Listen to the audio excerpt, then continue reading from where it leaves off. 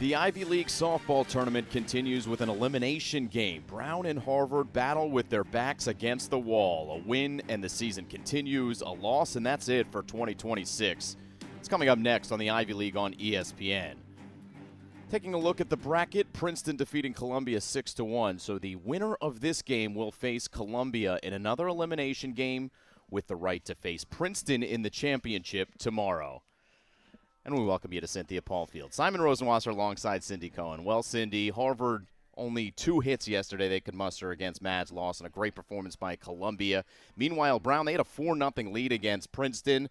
Lost 7-5 in that game. What are our expectations for this one? I say it all the time, but it is a clean slate. Harvard believes that they can beat and hit against anybody, even though they didn't show it yesterday. That's what they're coming in with their hitting hats on. Brown, on the other hand, jumped out to the good lead and just couldn't sustain it. But they hit the ball hard. I think it's going to – I wouldn't be surprised if it was a little bit of a shootout today. Could be a really interesting game. Should be a really interesting game. Let's take a look at some of the highlights from yesterday. The story for Harvard, we mentioned it. 2 hits for the Crimson. Some tough luck, though. They hit some balls hard. Good defense from Columbia. Mads Lawson, of course, pitched a really good game. You know what? They did hit some balls hard, and when you do that as a hitter, when you have nothing to show for it, you have to have the same approach, which is hard to do. You're looking for success, but it has to be the process. So on the other side for the Brown Bears, middle of the lineup really came through. I mean, they scored 5 runs, only 6 hits overall for Brown yesterday. Middle of the order came through, but they're going to need the entirety of this lineup. And I think that is really true. The middle was really successful, but they have hitters on the bottom that have had some success, and they're going to need to be able to do that again today in order for Brown to advance. All right, so the Bears and the Crimson ready to go in Game 2 of 3 today here from the Ivy League softball tournament. Elimination game is up next.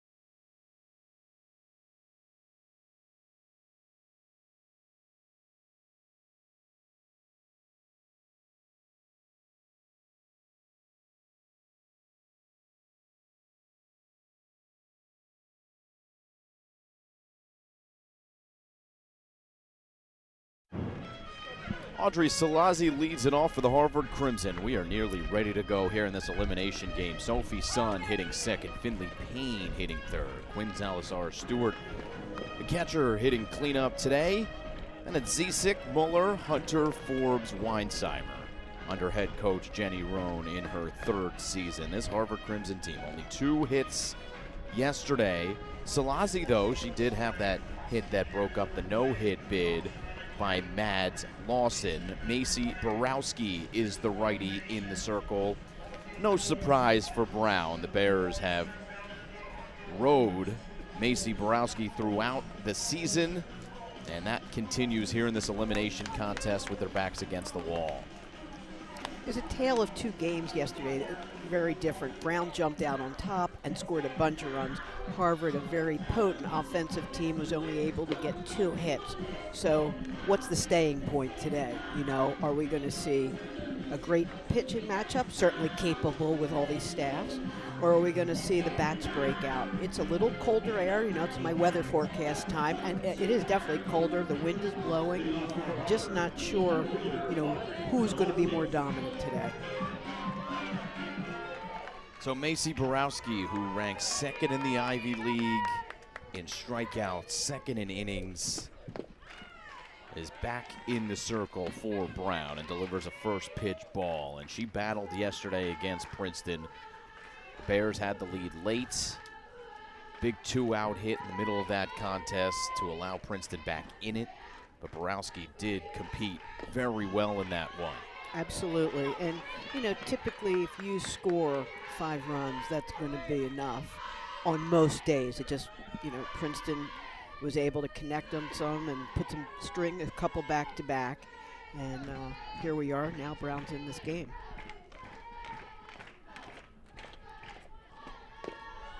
Three balls to start. Now Selassie is looking for a clean slate after her day yesterday.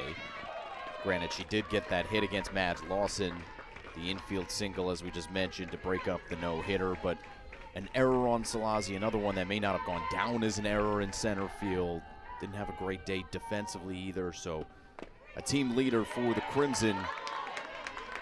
And they are going to need her if Harvard is going to make a run here in this Ivy League tournament. And I'm betting on her. You know, you don't come into a contest like this hitting 377, you know, not a great contact hitter. She's got some wheels, obviously very successful stealing, and gets on base.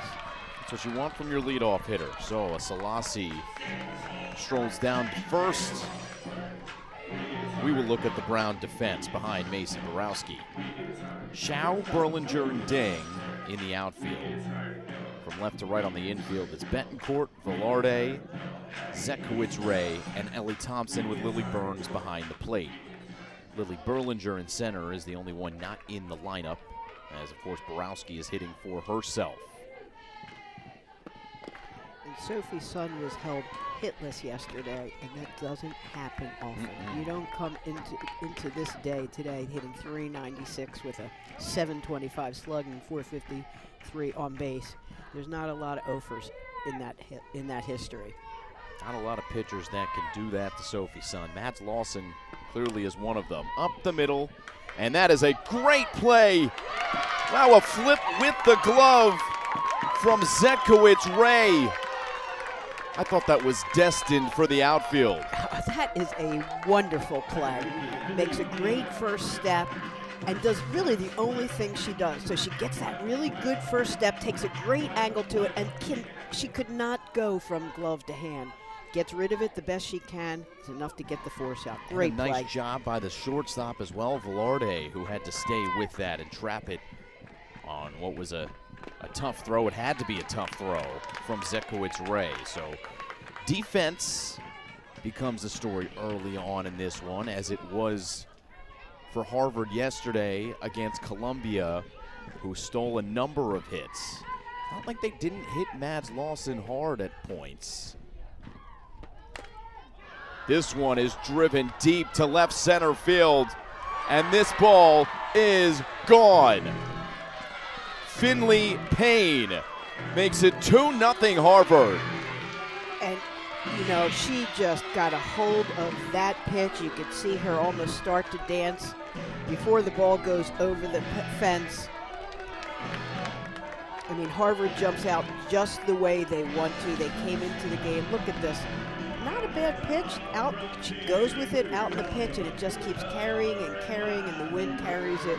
I don't think it was very wind assisted, but carries it a little bit more center to left. 10th home run of the season for the second team, all Ivy second baseman. So you get that great big defensive play, and you get the big hit afterwards, sort of negates that great defensive play from the Brown perspective. Exactly what Harvard was looking for after a very frustrating day at the plate. And Coach Roan said to me when we talked the other day, she feels like, for the most part, they are a good hitting team. And that's the way they're going to do it. They're also going to try to be loose. She said this team does not respond to feeling pressure. Who does, really? But they're going to try to be loose and have fun and keep it simple. Counts 0-2 to Quinn Salazar-Stewart. And that's what Borowski wants to do. You give up the big hit, come back, pound the strike zone, work ahead. You got to shake that off. You have to score to win anyhow.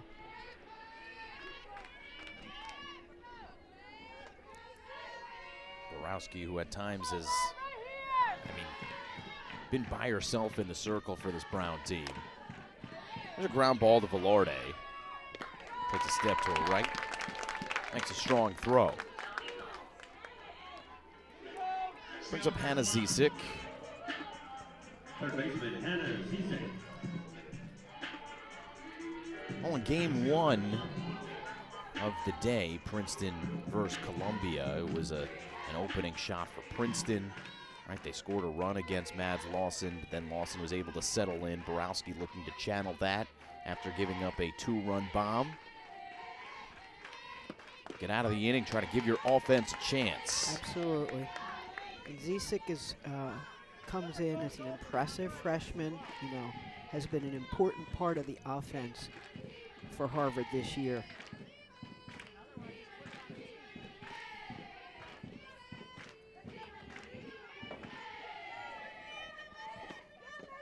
Off speed, and that'll find the zone. 1-1. So Zisik was recruited as a shortstop. We talked about that earlier in the day. It's unusual to move to shortstop. She was a recruited shortstop and is playing third base. As the first teamer in the Ivy League, Sophie Sun is playing to her left. Yeah, it's going to be hard to. It's going to be tough to overtake Sophie. Still Zisik, becoming a key part of this lineup. They have a couple freshmen that have been important to their success and to getting them here, and Zisik is certainly one of them. Went 5 for 9 during the regular season series against Brown, did Zisik. Waits on this one and serves it into left. There's the second hit for Harvard here in the first inning.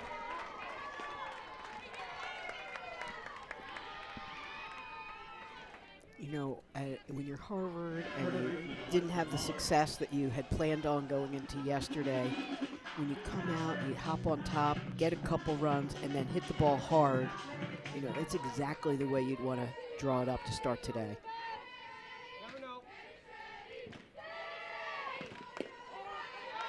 Alexa Muller is next up. Muller, the 2025 Ivy League Rookie of the Year. She is now firmly entrenched as, at this point, a veteran in this Harvard lineup, deep into her sophomore campaign. Swing and a miss. Had one of Harvard's 2 hits yesterday against Mads Lawson and Columbia. Takes a big cut at that pitch.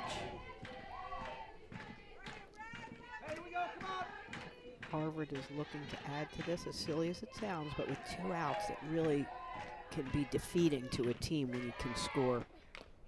Swing and a foul back to the screen. 0-2, 2 outs. Harvard had somewhat of a Rookie of the Year factory going on up in Cambridge. 2023, Riley Flynn, Rookie of the Year. 2024, Sophie Sun, Rookie of the Year. 2025, Alexa Muller. And that streak snapped this season with, of course, Mads Lawson picking up the well-earned nomination. But it speaks to why they're so successful. When you get somebody and they come in as a freshman, I used to think about an athlete's career and how you build as you go. But when you start as Rookie of the Year, it could go either way. You could feel that pressure and feel like you have to live up to it. But Harvard's student athletes have lived up to it, and that's why they're here, and that's why they're in the top 2 spots every year in terms of seeding. 2-2. Tough first inning here for Macy Borowski. Harvard making her throw pitches. swinging the bat with some emphasis. And you knew that Harvard was going to come out and be aggressive after what happened yesterday. Rolls it over to second. Zekowitz-Ray, who had a web gem, but then Harvard made you forget about it because Finley Payne went deep with a 2-run home run to left center field, and Harvard takes an early advantage here in this elimination game.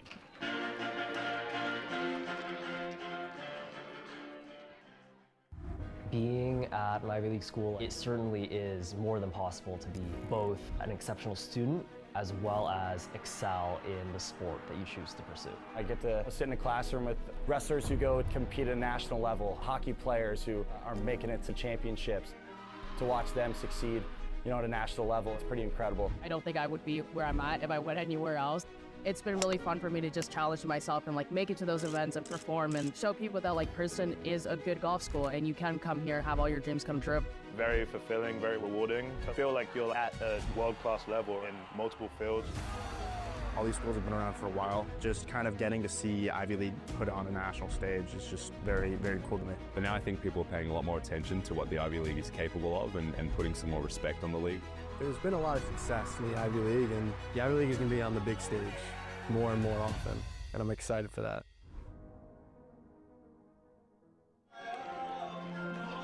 This is the Browns starting lineup with Amanda Dang leading off the right fielder. Ellie Thompson hitting second. Abby Betancourt, Macy Borowski, Cameron Zekowitz-Ray in the middle of the lineup, 3, 4, 5. Then it's Lily Burns, the catcher. Alyssa Velarde, Casey Kluss, and Jasmine Shao wrap up the starting lineup for Mary Holt-Kelch in her second season. And they will face a former Rookie of the Year, Riley Flynn, now in her senior campaign. Second team All-Ivy this year. She is a gamer. She is, and her career has been hampered a little bit by injury. She had to have surgery, I believe, after her sophomore year, so they manage how much she throws, but boy, she sure can be effective. She's got all the pitches. She throws that little screwball right there. Holy moly, all two of them go. I used to always yell dive, but I don't like when two dive together. That head-to-head action is a little scary even for me. You restrained. Well done. Salazar Stewart and Zisik both chugging hard. And I do love the fact that they both went hard for it. That didn't stand a chance. So we're saying Riley's got all the pitches, Riley Flynn. I mean, she really has had a terrific career. She's got all the pitches, and when she starts and pounds the strike zone, she's tough to beat. Up high. She's got that pretty rise ball. She's got the screwball. Leads active Harvard pitchers with 266 career strikeouts. Here's the 1-1, and that is on the outside corner. 1-2 early in the game, just like we saw in game one. Pitchers finding the strike zone. New man calling balls and strikes for these teams. It's Daniel Everson behind the plate. And that's just outside. And Brown yesterday, it was the second inning that they really put some pressure on Princeton, jumped out, got a couple runs. They're hoping to be able to respond now. Whenever you give up some runs, you'd love to be able to answer right away, although the game is long. So Amanda Dang in a good battle here to start for the Bears. Yep, good at bat. Making Flynn throw some pitches. Jammed her. Sophie Sun is the voice that calls for it and makes the catch. Speaking of Sun at shortstop, we look at the rest of the Harvard defense. We mentioned Zisik to her right, Finley Payne to her left. At second base, Alexa Muller at first base. Quinn Salazar Stewart is doing the catching. Sheila Forbes in left, Audrey Salazi in center, Elena Weinsheimer in right field. Designated player is Nicolette Hunter. Of course, the pitcher, who we saw yesterday in the circle, remains in the lineup. And there's one out in the inning. This is Ellie Thompson. Hit a double yesterday. Hit a double yesterday. Moves his leadoff yesterday. Hitting in a 2 spot right now. Coach is just trying to find a way to create some offense. And sometimes it's about feel, sometimes it's about matchups. Thompson hit a couple triples during the Ivy League campaign. Team leader in runs, walks, and on-base percentage.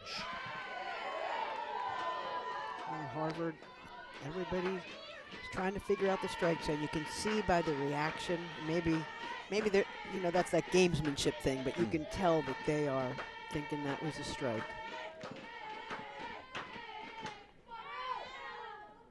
The pitch from Flynn, it got her.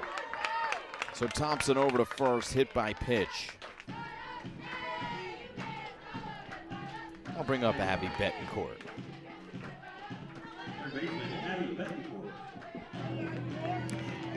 And, coming into today, Flynn has hit 10 batters in 73 innings. So you throw that curveball or a screwball, depending on which side of the plate somebody is, you get some good movement and sometimes results in a hit batter. A little trouble with the watch. Jenny Roan comes out. Good discussion with Riley Flynn. We haven't talked much about the watches and the technology over the first couple days. I think that's a good thing, Cindy. Means it's working. Absolutely. And 2 pitches, and that hit her. Now Riley Flynn is going to protest this one, as Betancourt is over at first, but the umpires will talk this over. We did see a situation like this in game number 1 today with the Princeton campaign, and there was an official replay review. We get another look, though. Cindy, what do you see? Looks like it hits her hand. Maybe Flynn's asking if it went off of the nub of the bat. They're awarding the base. It looked like it hit her hand. Yeah, you can see Jenny Roan, if you read lips, she said foul ball. I think maybe claiming that it was the nub of the bat. But again, the gamesmanship. Abby Betancourt sold it. Hustles over to first base, first and second. 1 out. Let's see if this protest bears any fruit for head coach Jenny Roan.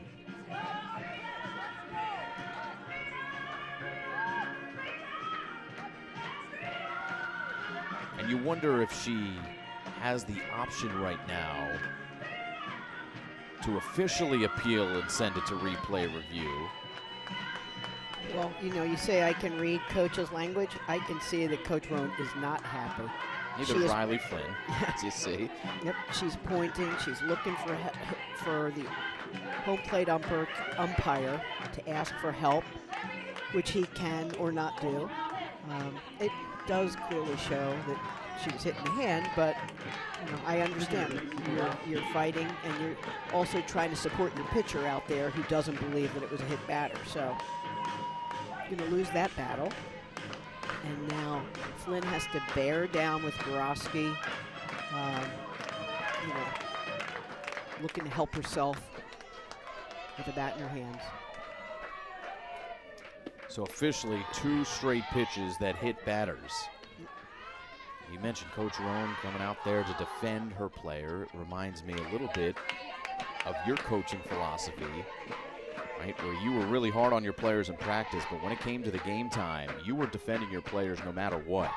I don't know if they would say it that way in retrospect, but I really was. I mean, at that time, you got to try to go out and have fun. It was the last thing I would say to my team before. Let's go out and have fun. The hard work is done in practice for everybody, and now you just have to go out and execute, and that's what everybody's trying to do right now. Counts 2-0 to Macy Borowski. So the pitcher hitting in the cleanup spot, and she takes a pitch on the inside corner, 2-1. Borowski getting a chance to really hit this year has really grown into it, and Coach believes will continue to grow into it. Wow, what a good pitch. A little glance back at the umpire. Macy Borowski has had a A lot of chatting with the umpire, I guess, in the circle and also in the batter's box. She's got a unique perspective. Here's the 2-2 to Borowski. On the ground, right side. Only one play, it's to first. The runners advance. So Flynn does her job, gets a little weak ground ball. 2 outs, and how many times have we said, boy, the difference, part of the success is what do you do with 2 outs when you have runners in scoring position? Cameron Zekowitz-Ray is the batter. She is the only one who had multiple hits yesterday for Brown. And that hit her. Another check in the swing. Riley Flynn is having the same exact reaction as the last one. I think both of the hit by pitches, the last 2, the batter checked their swing. And this time they're going to go out to take a look at Zekowitz-Ray, who gets hit. Looks like she's shaking out that right arm. We'll get another look. 3rd hit batter of the inning. She looks like she is in a little bit of pain. Oh, that's really actually off her, right below her wrist, between her wrist and her forearm. And it looks like it does not feel good. No, and she definitely did not swing. So that's a clear hit by pitch. However, Zekowitz-Ray, and this is a big development. He's going to have to walk off with the training staff here and head coach Holt Kelch.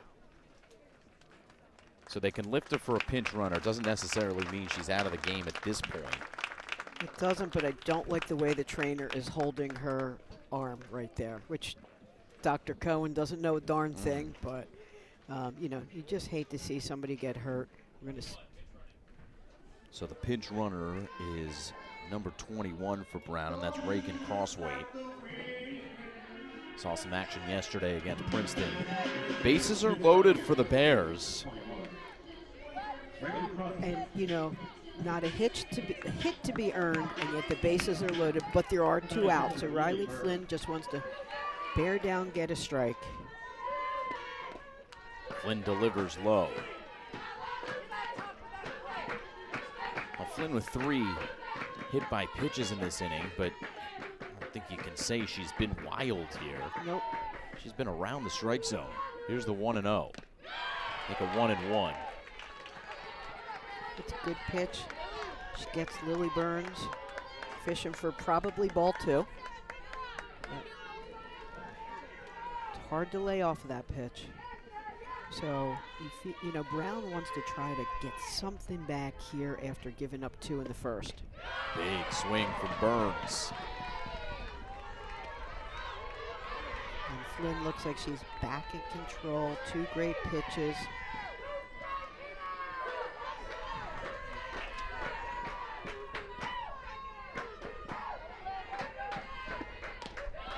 Up and away, Burns leaves it. Burns 0 for 2 with a run a day ago. But a good contact hitter, you know, comes in hitting 281. Wants to try to find a way to find a hole, see if they can at least get 1 back, if not tie it up. Stays alive. Up in the count.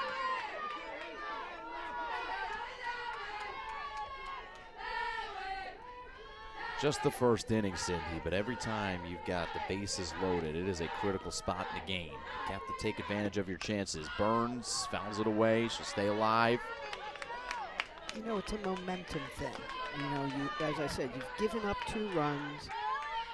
Harvard's clearly earned those 2 runs. And now, if you can come back and take advantage of, like you said, I'm not going to say wild, but runners on base, however they get there, 3 hit batters. 30th pitch of the inning for Riley Flynn is popped up, and here comes the first baseman Muller to call off the catcher. And Flynn works around 3 hit by pitches. Brown loads the bases but has nothing to show for it. It's 2-0 Harvard after 1.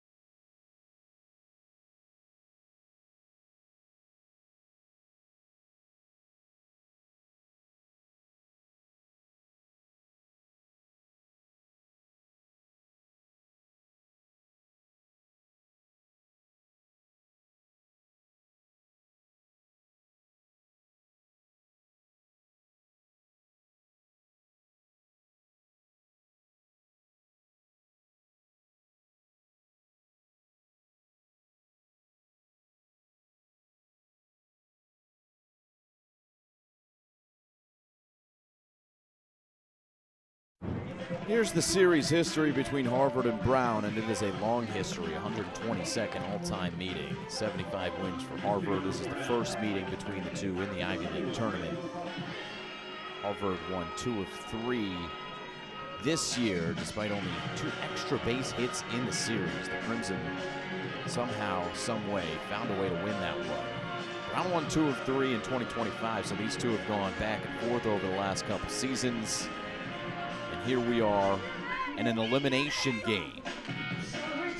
Nicolette Hunter, yesterday's starting pitcher for Harvard. She'll lead off here in the second inning for the Crimson. Hunter, Forbes, Weinsheimer, bottom of the order, 7, 8, 9.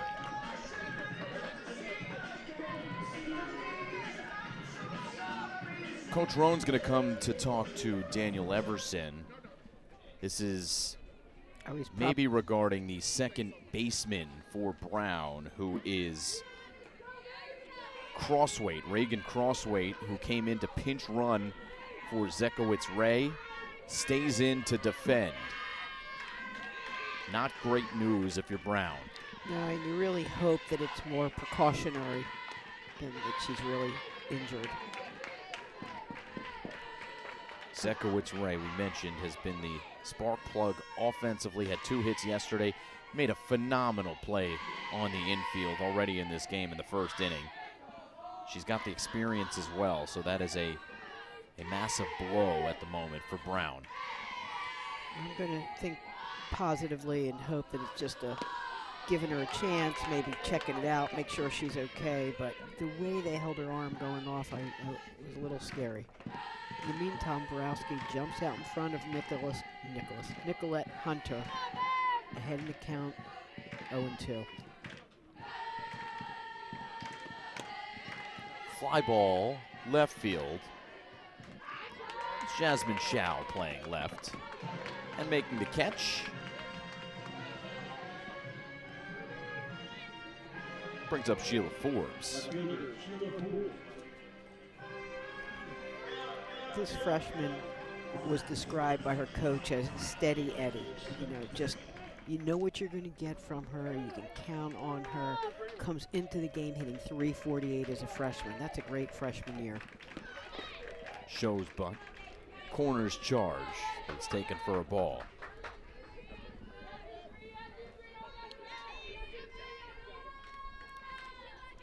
Look at what's another beautiful day here in Princeton. And that's Cynthia Paul Field. Wind moving from right to left. A little cloudier today than it was yesterday. And this is going to find its way through the middle. Not quite out of the infield, but good enough for Sheila Forbes. That's a single. And, I was going to say there was so much room out in the outfield there because of the way the defense was aligned. But a really good job. Welcome to the game. Crossweight, gets that first ball, and it's good to touch that ball if you haven't started right away. Nothing she could do about that is slap right in the hole, exactly what you want to do if you're a slapper. So now it's Elena Weinsheimer, the right fielder. First pitch swinging, spinning into the left center field gap. That's a single, played well in center by Berlinger. First and second for Harvard here in the second inning. And Harvard has come out swinging the bat, hits a hard ball, and really well defended, though, by Berlinger. Gets a good jump on that ball. That could have easily gone through, but it's the angle, too. She angles out, makes sure if she goes straight to the ball, that ball's going to cut through. Top of the order. And a bunt from Salazi. It's caught. Nice play. Betancourt. We've seen some good infield play from Brown. Mentioned Zekowitz-Ray in the first inning of this game, but Betancourt yesterday maybe made the defensive play of the tournament. But watch that. She reads the bunt. She just comes up, and obviously anytime you squaring around the bunt, you have one really big job, and that's to get the ball down. That being said, you got to give Abby Betancourt credit for getting a good jump on it and a good read. Borowski not out of the woods with Sophie Sun lifting it to deep center field. It's caught. And Brown escapes. Sun gave it a ride. But the Bears hold Harvard to nothing across in the second inning. We go to the bottom of the frame, 2-0 Harvard.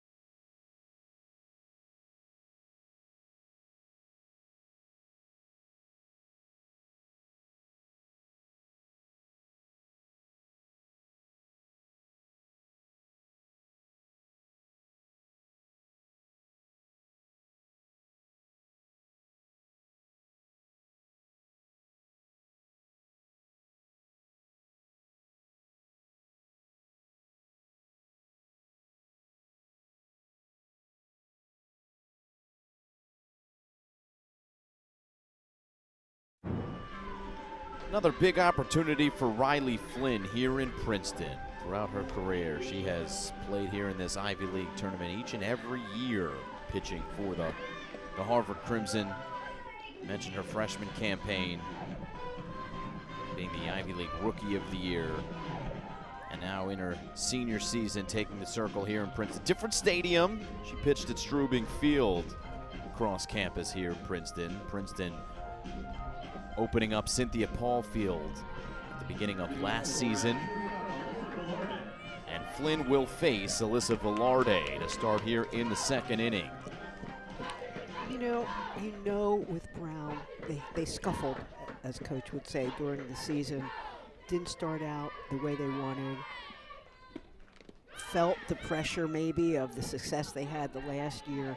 And so they sort of regrouped and took a look, and they've just battled, been playing for their playoff life.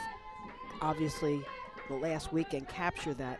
You know they're not going to go down without a fight. Quick mound visit for Quinn Salazar Stewart. Quick chat with Riley Flynn. And she comes back to throw strike. That's a good pitch. You know, working ahead of the count, such an advantage for every pitcher. Strike three called. First punch out for Riley Flynn.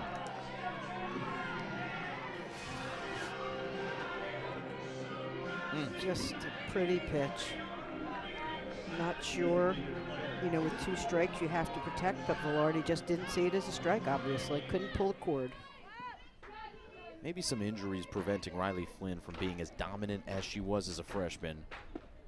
But Coach Roan said if she has that spin working, which she certainly did on that last pitch, we saw it on the replay, she can be as effective as she was as a freshman and certainly be a big piece for Harvard and a championship contending team. Well, she's still thrown big and important innings for this team. Yes. So I don't want to sound like she's been diminished at all. She has really, you know, been a very important contributor for the Crimson throughout her career, and this year is no exception.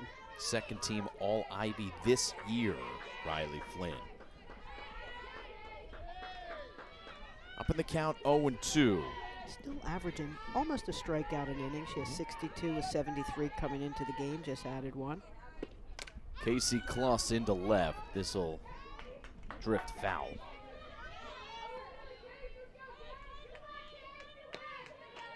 Flynn pitched really well against Brown during the regular season series. 12 1/3 across the two games she pitched. Only one earned run, 5 hits. And Kluss has been steady. She's done a good job. She had a tough day yesterday, but, you know, 289 coming into the game. Right now, what she just has to do is worry about right now. And that's the hardest thing to do, especially as you fall behind a little bit. But it's a lot of time left in this game. Still down in the count, 0-2 here, Kluss. outside.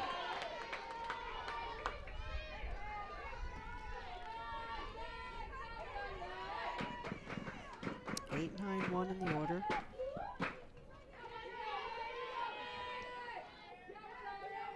A glance down at the watch from Flynn. Plus continues to go that way, just fighting it off to the opposite field. It's the third time in this at-bat. Be curious to see if Flynn comes inside. Everything's been working the outside part of the plate, see if she can jam her.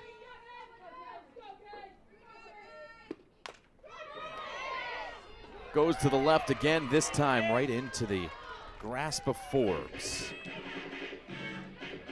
So ends up getting pretty good contact on that one, Casey Kluss, but there's 2 outs. Yep, and a good at-bat. Just battle, battle, battle. But Riley Flynn wins that battle. Another look. Stays with it, goes with the outside pitch.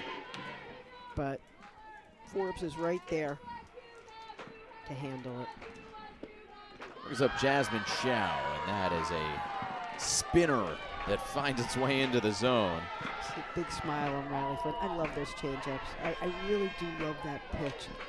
You know, some of the best pitchers, all they could throw was slow, slower, and slowest, and it just handcuffs you. That's not Riley Flynn. She throws with a lot of heat and movement.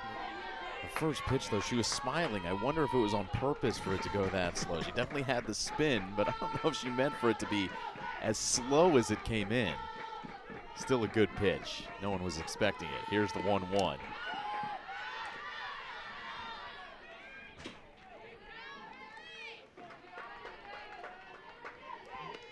So Flynn on the verge of a very clean inning. Yep, and the least amount of pitches she can throw, the longer her day will be, is my guess. Chow, on the other hand, 9-hitter, wants to extend it, flip it for the top of the order, try to get something going. Up high. So 30 pitches in the first inning for Riley Flynn. So far, somewhat of a different story here in the second. Trying to regress to the mean in terms of pitch count. She smiles again on that changeup. It bounces about 8 feet in front of home plate. But you know what? It's not bad to show that because she throws so hard. You know, now she comes back and throws something hard, maybe high and hard. Full count here, 2 outs. This is ripped foul.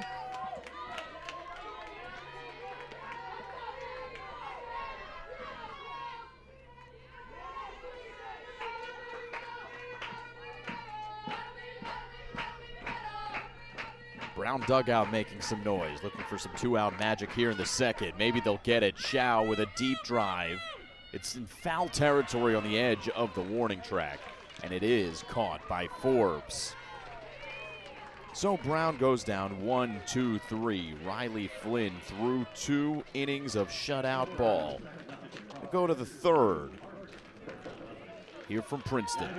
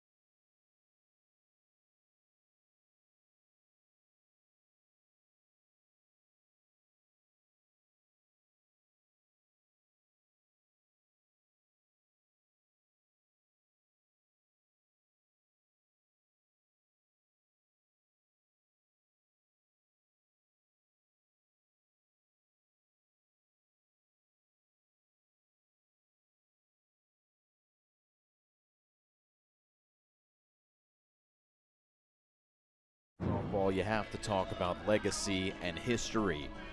And a couple of Harvard Crimson are on this 100-plus career RBI list.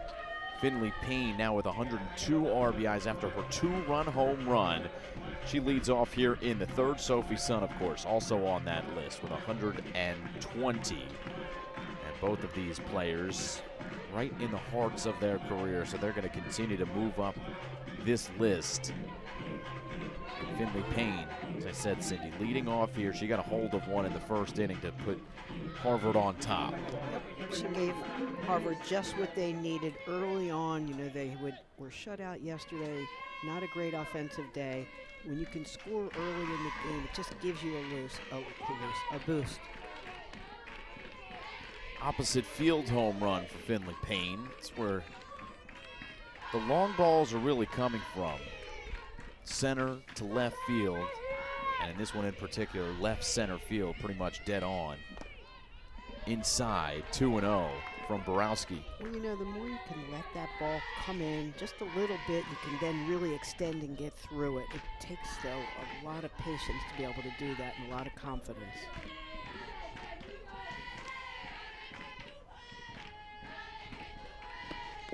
Pitch down low.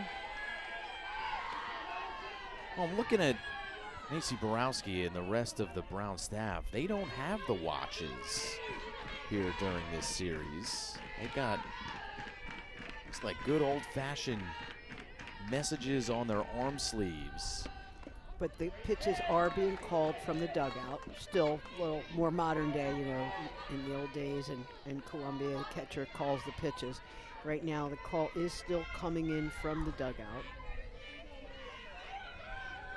See Borowski look at that dugout before delivering this 3-1.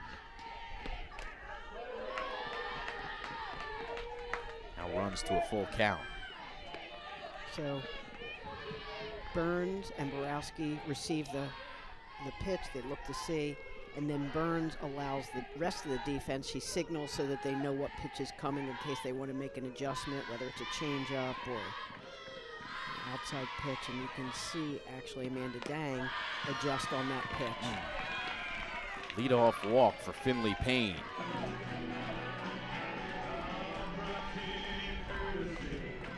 A little bit of action in that Brown bullpen, as you see. Edie Cobb starting to warm. Cobb came in relief yesterday. She did throw strikes, but it's Quinn Salazar-Stewart at the moment for Harvard, who will face Borowski. Grounded out to short the first time at bat today. Salazar-Stewart is part of the Marine ROTC program at Harvard. So this is a hard worker with an underline. Sometimes has to wake up 4 in the morning, go do the workout for ROTC, and then make her way to practice. Not to mention balance the academic rigors of a Harvard education. Yep, these student athletes do such a good job juggling between the academics and athletics and the other things that they also have going on in their lives. I love that part of the Ivy experience. Fly ball right field, diving attempt from Dang. She gets a good jump on it, goes hard, keeps her feet moving, does everything she can to make that catch. And you can see this ball knocked down in right. The fly balls in right field really coming in from the wind, and Dang still gave it a good effort. And you're going to get a little of that slice, that spin on the ball, you know, going towards right with the righty hitter. Here's the 2-1. It's a ground ball up the middle. Crossway, is the second baseman, and she flips to shortstop to get the lead runner. So it's a fielder's choice. Finley Payne retired at second. Quinn Salazar-Stewart on first. So we'll see if the catcher runs for herself, and the early indications are that she will, with Hannah Zisik stepping into the box. Zisik hit that hard line drive to left her first time up to earn a single.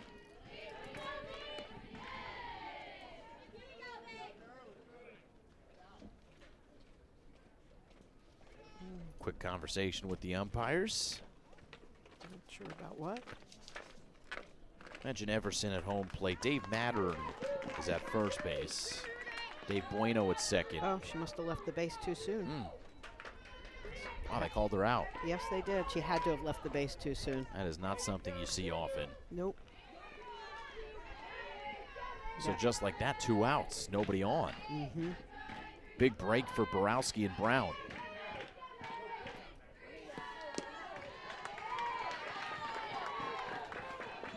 We have another look. Yep. Wow. She sure did. So, as you know, the rule is you cannot in softball leave until the ball leaves the pitcher's hand. And she took that lead and was probably off by at least a step. So it mitigates what is the current Harvard threat. Still a good hitter at the plate in Zisik. First year from Waxhaw, North Carolina. Had a good freshman year, started almost every game, been a productive hitter. Was a good athlete in high school, played for Marvin Ridge. Also lettered in track and field. We've seen some good track and field athletes convert to really good softball players at this level. And yet I don't think of that as a natural combination, but you're right, because, they're such good athletes. She'll use those legs. It's a good play from shortstop. Velarde has been solid. And sets down Harvard here in the third without a run. We go to the bottom of the third inning. Brown looking for its first hit. We see the promises you make. Doing more than your fair share. Working twice as hard. Saving lives, changing lives. And your life's work deserves nothing less than a lifetime guarantee. You made a promise. So did we. TIAA's promise of a guaranteed retirement paycheck for life is a promise that pays off.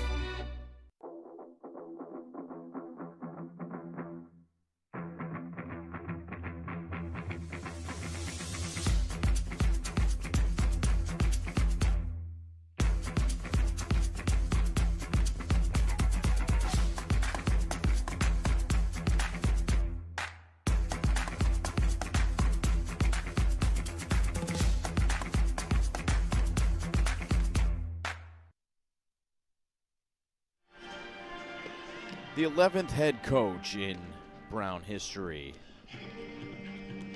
is Mary Holt Kelch.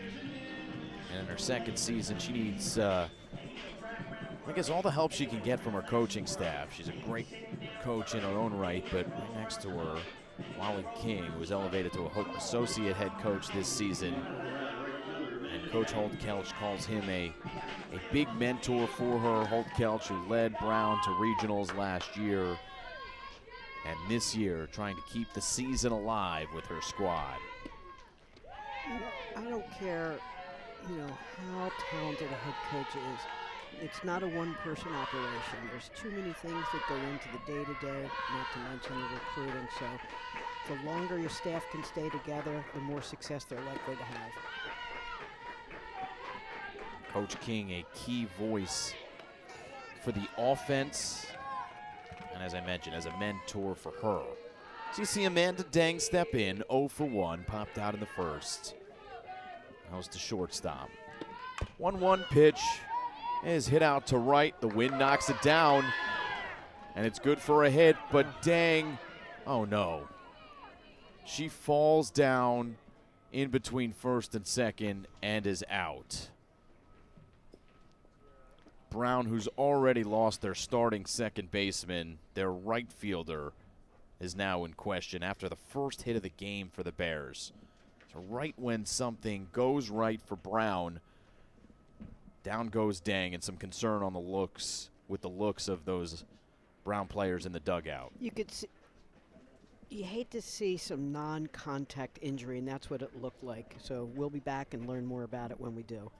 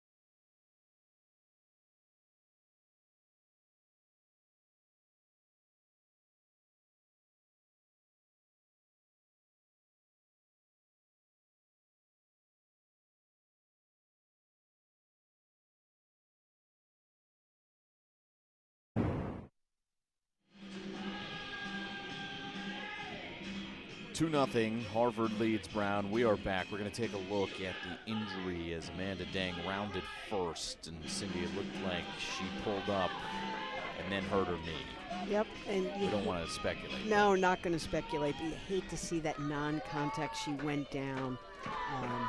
You know, just about everything you wanted to do, but stops, makes the right decision, and ends up, you know, having to go down. You could see Sophie Sun, you know, she needs to tag her and tag her out, but she almost feels bad about it. Goes over, gently tags her, and then Alexa Muller's trying to be like, hey, we need help here, the first baseman for Harvard. A little busier than Brown trainer Hayden White wanted to be. Zekowicz Ray and now Amanda Dang in question. Here's Ellie Thompson. Thompson was hit last time. One of three batters hit by Riley Flynn, all in the same inning, but Brown could not capitalize. Counts 2-1. Outside. It's the good and the bad. You get your first hit of the game and you lose that player. I mean, that really stinks. But Thompson's going to try to get him going again because Brown needs to keep fighting, and they will. They've shown that to be in their DNA, the Bears. Well, Coach Holtkelch talked about, you know, when the season didn't get off to the start that they wanted, you know, they took a step back, they tried to figure out where they were, play from where they are, and control the goals that they can, and that's what they're going to try to do right now. We have the players, let's go. It's a big blow, though, to have Deng and Zekowicz Ray, two players offensively that have contributed in this tournament, to be the ones that go down. And like you said, Zekowicz Ray makes that great defensive play in the first inning. Wow, it's a nice, pretty pitch. Betancourt, wow, that's beautiful. Pitching wedge into center.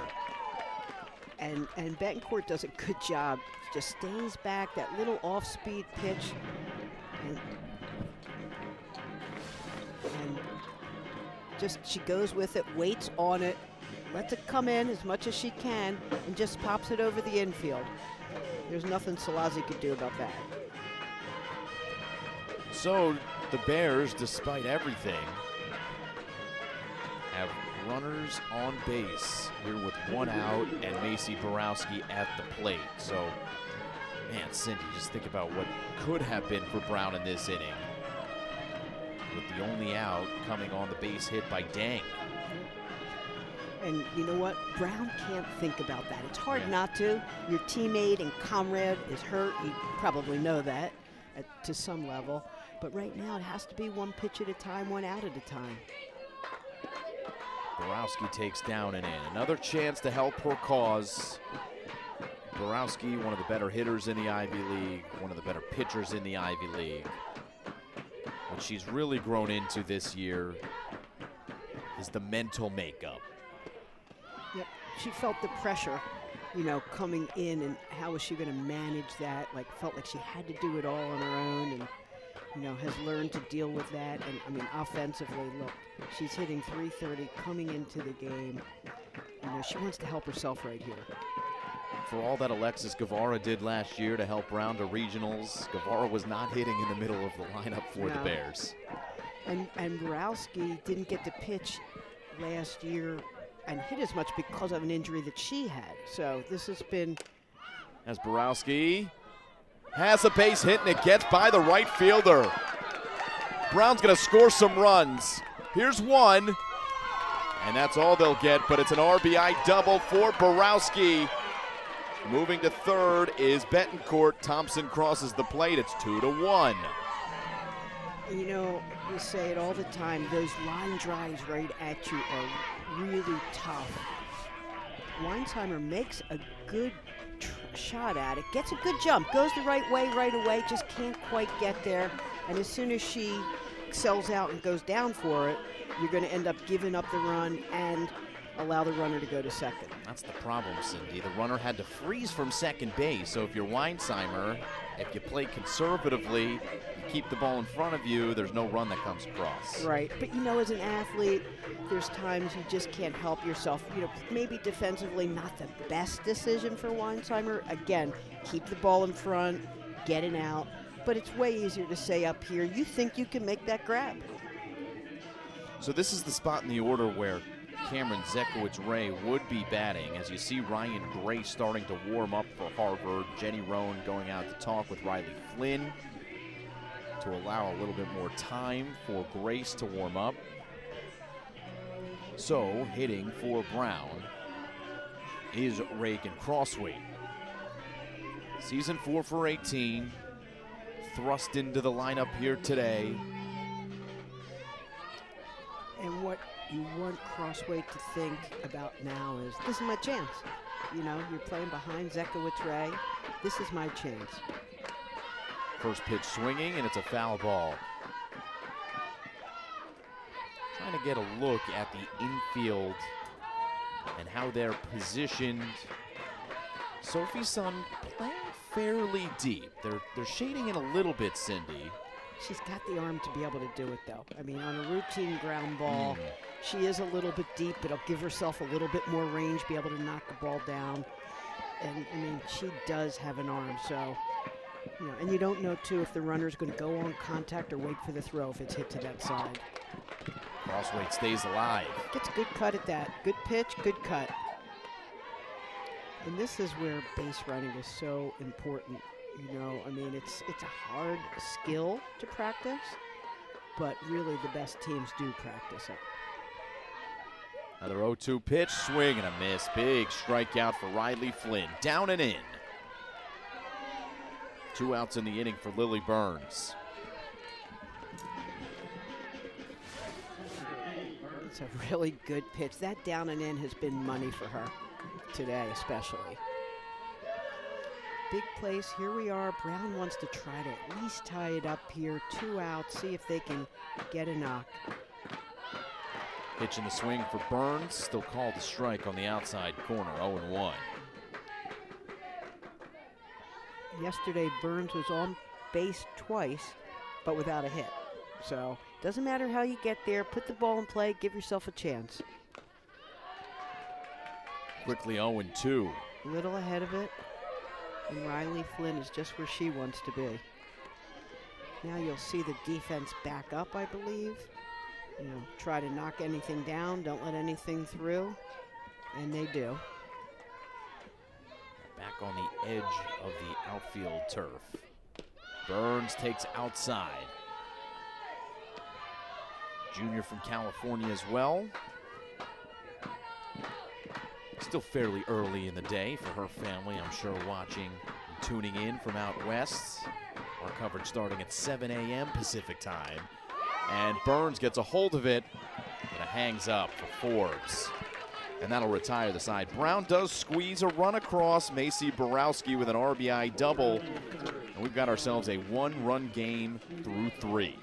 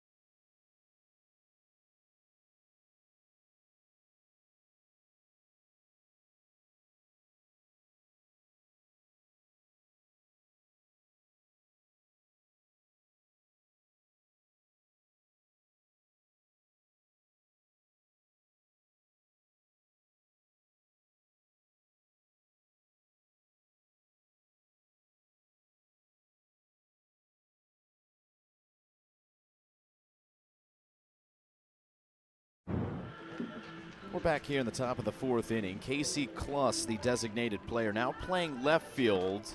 moving the starting left fielder Jasmine Chow to right field to replace Amanda Deng, who is out with injury.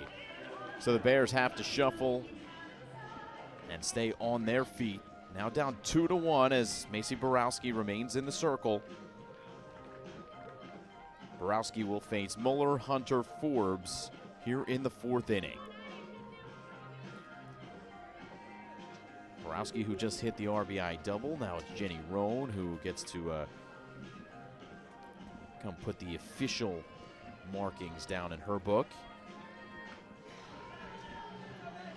So it doesn't change the batting order. Your DP just goes in to play defense, which obviously they can do in softball. I mean, as long as your batting order doesn't change, you can do whatever defensive changes you would like. Tough luck for the Bears, but I think all things considered, fairly impressive to see this game still as tight as it is, with what the Bears have had to deal with at the moment. And you know, it tells you about Borowski's toughness too. You've just lost your second baseman. Your right fielder goes down on what should have been a hit. The truth of the matter is, Brown probably scores if Dang doesn't go down, another run, and Borowski just goes up here and lines that double. 1-1 the count to Alexa Muller.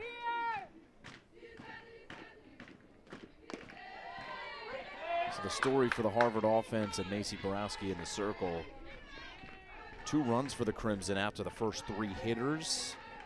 Borowski looking to settle in earnest in this game. Muller grounded out to second on a changeup her first time up. How do you know it was a changeup? Do you denote that in the book, I Cindy, do. or you just remember it? No, my God, I don't remember anything. Everything I tell you, it's written down on this silly little paper that nobody else could understand but me. You know, you saw it. It's a legal pad. It's not your most technologically advanced scorecard, but it works. My former athletes are just thinking about how I do it the same way I did when I was coaching, and yeah, they're shaking their head probably. Yep. Well, we know that a lot of those former athletes in the Ivy League are tuning in. It is a large family here in the Ivy League. Absolutely, and I love the fact that the Ivies are among the many schools that can broadcast almost every game. You have folks from all over the country. Their parents can see them play and friends. I think that's just really great. That's a pretty pitch. I think with some pretty good production value, if I do say so myself. Well, as the biggest novice in this group, I feel fortunate. Princeton, their production crew is great, and I'm fortunate to sit beside of you, who will just carry me along. That's right. Although it is truly the opposite. Down low, as Alexa Muller will be a leadoff base runner for Harvard here in the 4th inning. Second walk issued by Macy Borowski. And Muller's 21st walk of the year. So she's got a discerning eye. Got a pinch runner here. That's Julia Mizo, who came in the same situation yesterday as a pinch runner.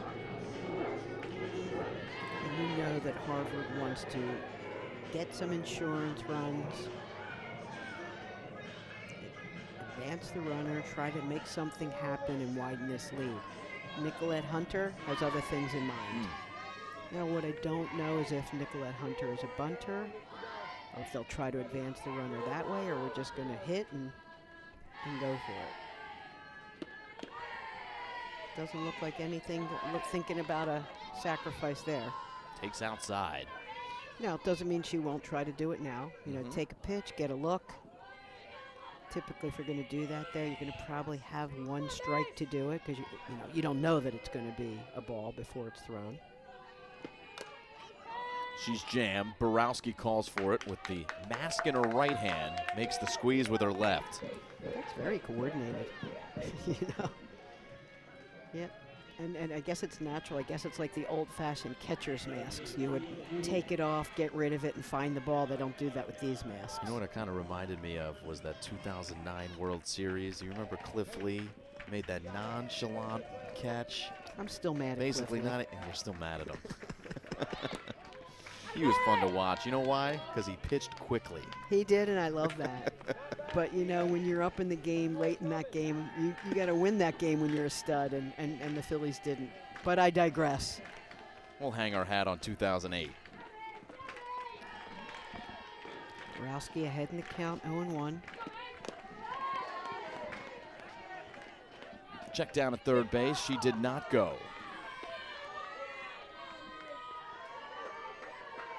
Forbes had to slap right up the middle last time to second base.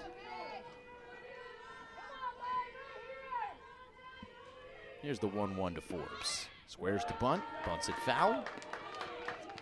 So Harvard trying to apply some pressure with the speed that's on the base paths and in the box. You want to do anything you can to try to get yourself in scoring position. Weinsheimer hit the ball hard last time, so you get her in scoring position, and you think if you're Harvard, good things will happen. Borowski, on the other hand, wants to sit her down. She's ahead in the count, 1-2. Outside. 2-2 to the slapper and Forbes.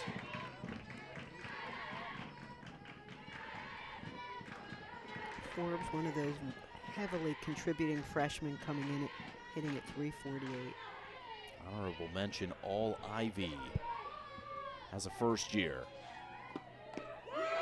And she got her on the inside corner. Beautiful pitch from Borowski.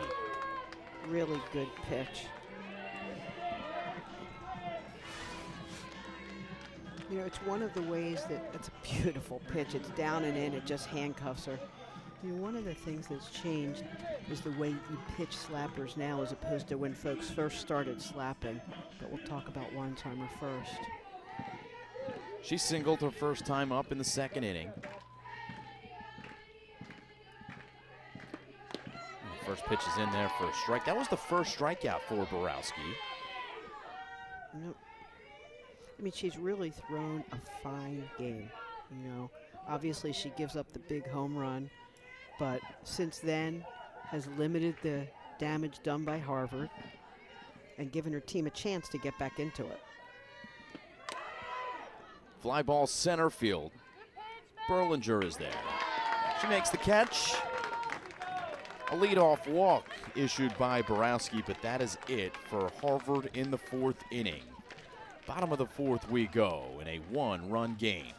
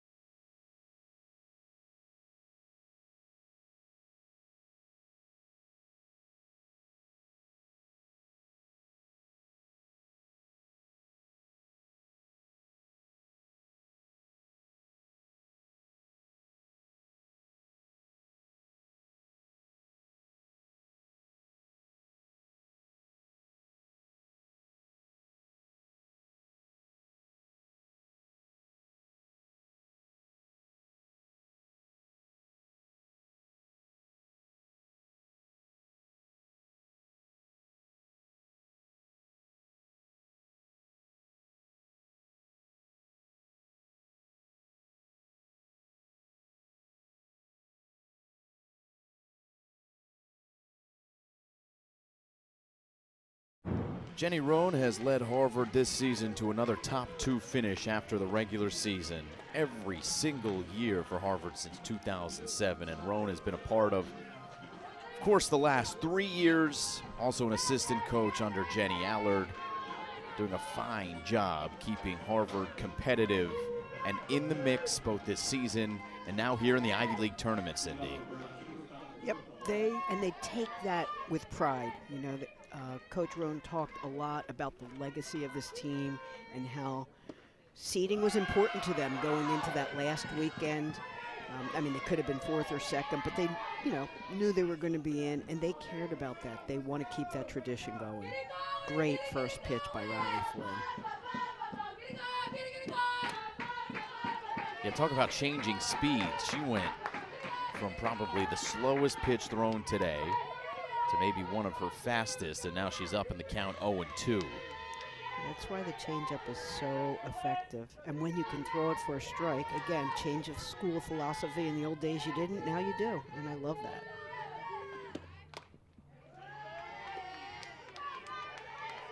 Do it again at 0-2. Riley Flynn against Alyssa Velarde. Struck out in the second. Hitless yesterday. Got those quick hands. Not talk much about her defensively because she's been so sound there at shortstop. She gets jammed. Salazar Stewart has a beat on it. And Riley Flynn has, with the last inning, she had a little bit of a glitch, I would say, but for the most part, Brown only has 3 hits at this point in the game. They hit the ball hard yesterday, had, I believe, double figure in hits, but if not, they had a lot, scored 5 runs, and Riley Flynn has really kept them to 1. Up the middle. Finley Payne. Textbook footwork at second base.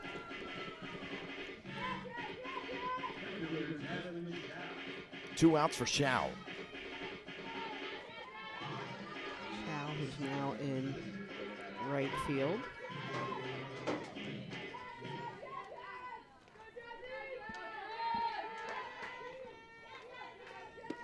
Flew out to left her last time up. And the count's 0-1. So both pitchers, Cindy, have settled down this one, Flynn and Borowski. Mentioned the 30-pitch inning for Riley Flynn. She's in and around 70 at the moment. So the next 3 innings for Flynn, much more efficient.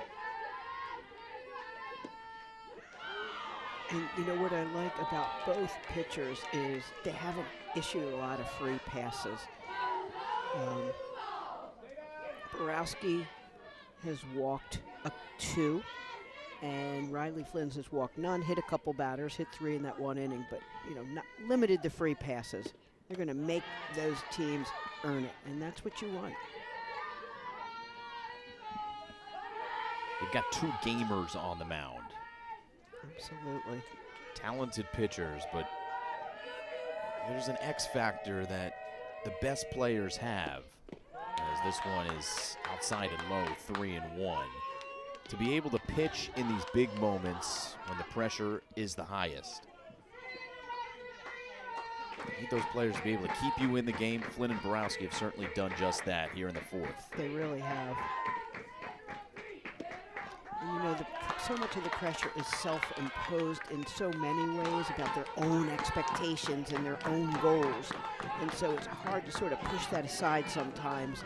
But both of these pitchers have been able to do that. And of course, it's the broadcasters.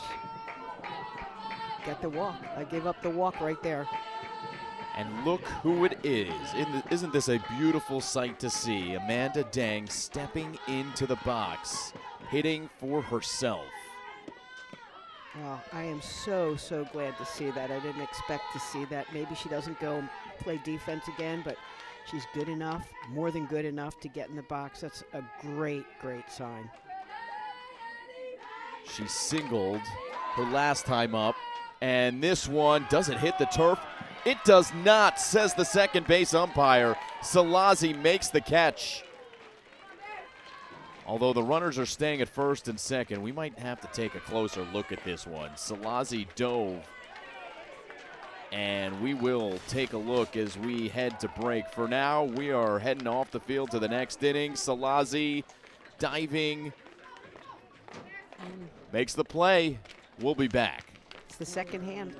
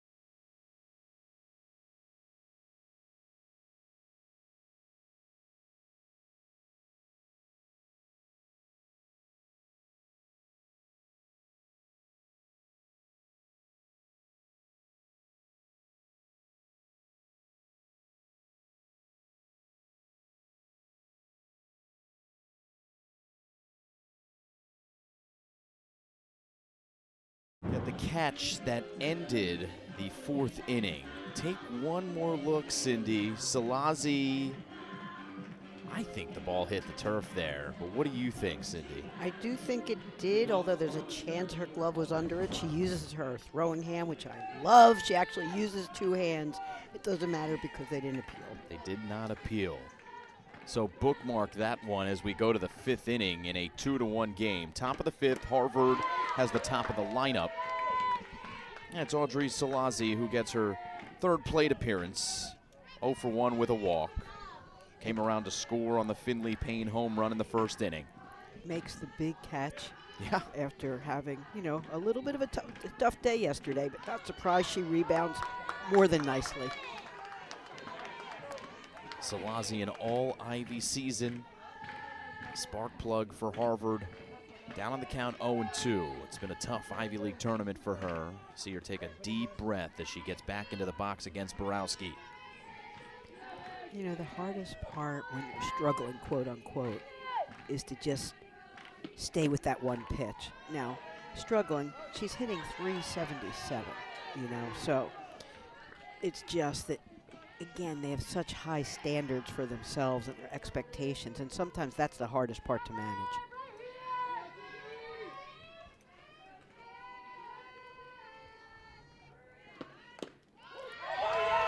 Called strike 3.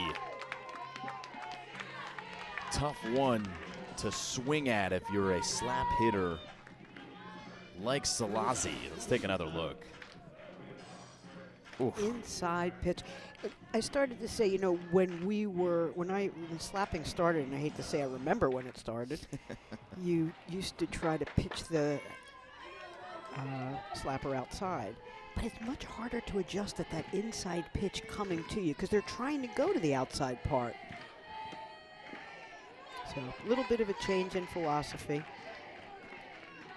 Here's Sophie Sun, who's been relatively quiet today. Yeah, ended up on first with the fielder's choice first time up, but scored with the Finley Payne home run.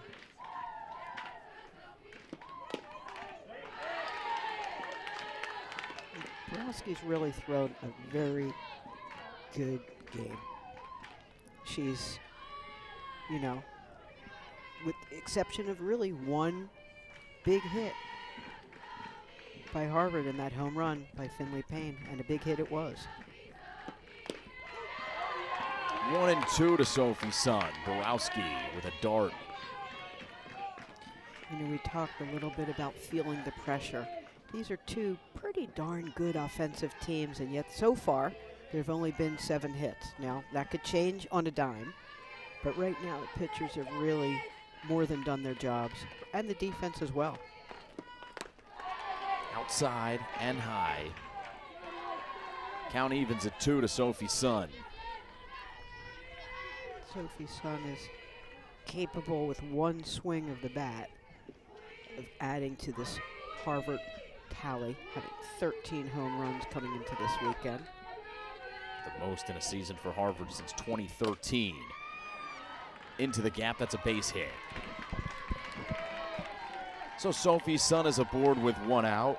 Brings up Finley Payne, who had the big swing today for Harvard. This is what happened in the 1st inning, Cindy. Harvard jumping out to the 2-0 lead. Boy, and she just goes with that pitch. It's really not a big high hanger, but she goes down and gets it and gets the result that she would want.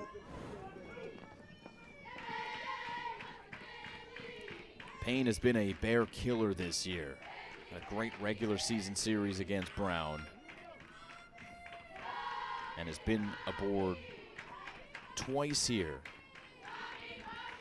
And as a senior, she really wants to do everything she can.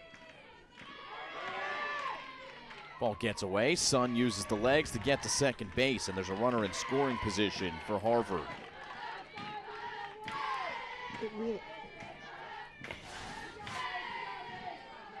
And Lily Burns does everything she can to keep it in front, but it's just not enough. It really is the broadcaster curse. You talk about no walks, no wild pitches, and then it happens. I wish I actually did have that much power. Yeah. Don't we all? Inside, 2-0. So here you have this really fine hitter at a 2-0 count. And it really puts the pressure on Borowski. He's going to try to throw her best pitch. Up and in, and that hit Finley Payne. Got her on the hand. 2 on, 1 out. A little stirring over there at the Brown dugout. Maybe some action in that Brown bullpen. We saw Edie Cobb earlier. Borowski for now. Looks like is at the very least going to have Quinn Salazar-Stewart. But here's the conversation now. Mary Holt-Kelch coming out. Taking her time to be able to allow some activity in that bullpen. Infielders come out to talk with Coach King. Coach Holt-Kelch gets to speak with the battery. The one thing, though, that Coach doesn't mean she won't change. You do what you need to do at the moment. The one thing Coach Holt-Kelch talked about was trying to put Edie Cobb in with the bases clean. She just seemed to be so much more effective. So, sure, she might still bring her in, but with runners on first and second and 1 out, unless she's just seen some really great matchups early on, I'm not sure this would be the time she's going to make that change. And Borowski's been her horse. We had a shot of Annie Finch as well coming in to warm up. Check swing. And she did not go. So it is Borowski, Cobb, and Finch. 3 options for Coach Holt-Kelch. But right now, it's all Macy Borowski looking to escape yet another jam.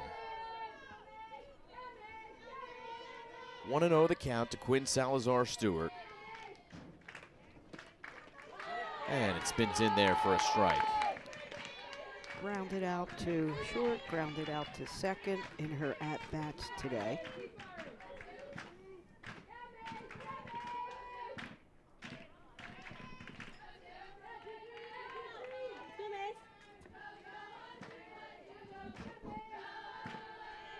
There's the 1-1. And this one pops out of the glove of Burns. Stays with it. It's 2-1. Runners stay put. Sun's not going to run when she, at that point, the ball has to get past the catcher, I think.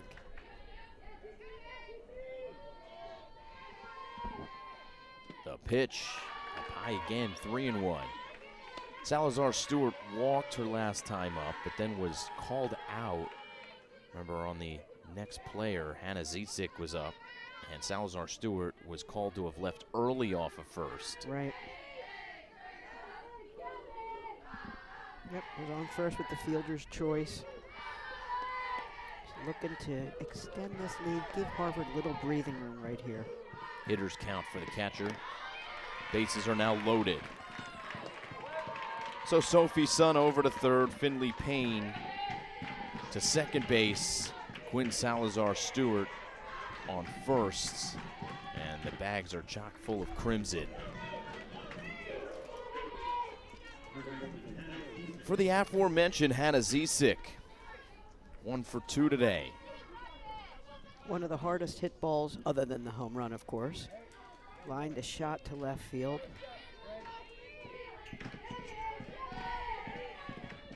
Would like to really put a little exclamation point on her freshman year right here.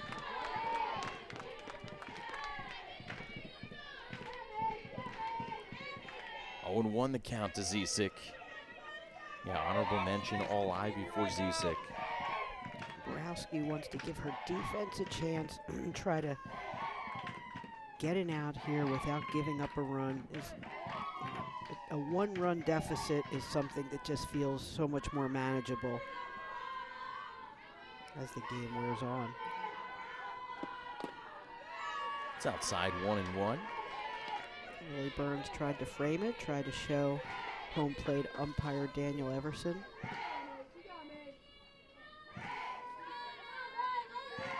.40 hits for Zisik in her freshman year. She takes low 2-1.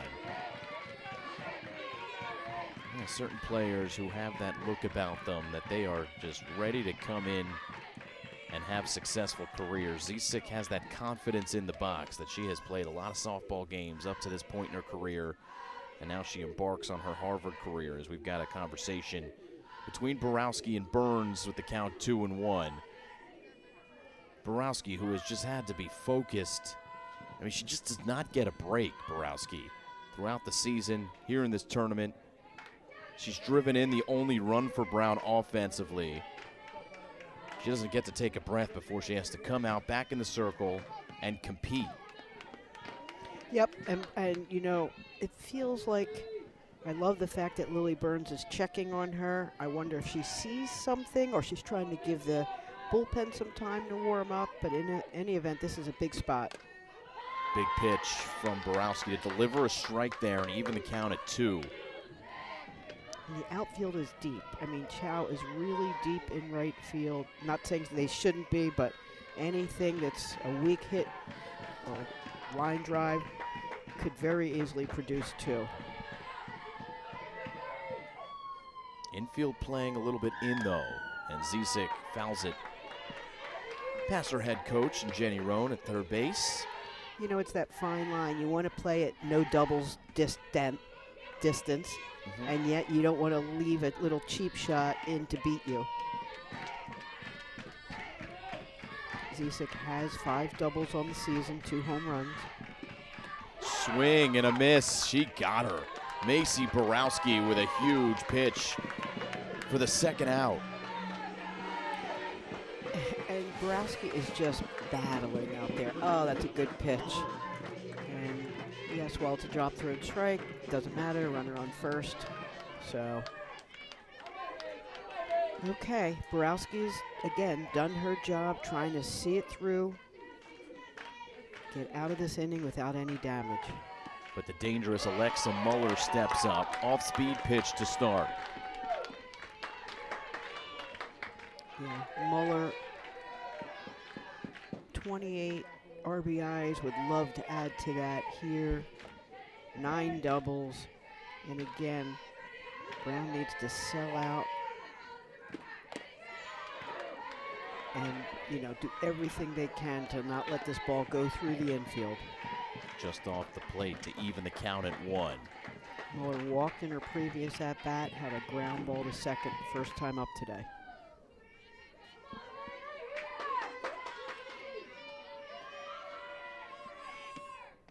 Inside 2-1. I'm not sure if I'm reading into this or not, but it feels like Borowski's demeanor looks a little different out there. And listen, she has more than done her job, believe me. She may just be frustrated with the strike zone. Oh, what a pitch from Borowski. Right at the knees. It's 2-2. No frustration on that pitch. That's Wow. a pretty. That's a pretty one. So 2 strikes, 2 outs. Up to about 90 pitches for Macy Borowski here. 2-2 with the bases loaded. Swing and a miss. Borowski says, let's go.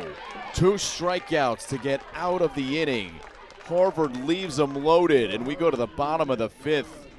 Brown looking to turn it into runs. Getting to see Ivy League put on a national stage is just very, very cool to me. I get to sit in a classroom with wrestlers who go compete at a national level, hockey players who are making it to championships. To watch them succeed, you know, at a national level, it's pretty incredible. I don't think I would be where I'm at if I went anywhere else. It's been really fun for me to just challenge myself and like make it to those events and perform. But now I think people are paying a lot more attention to what the Ivy League is capable of and putting some more respect on the league. The Ivy League is going to be on the big stage more and more often, and I'm excited for that.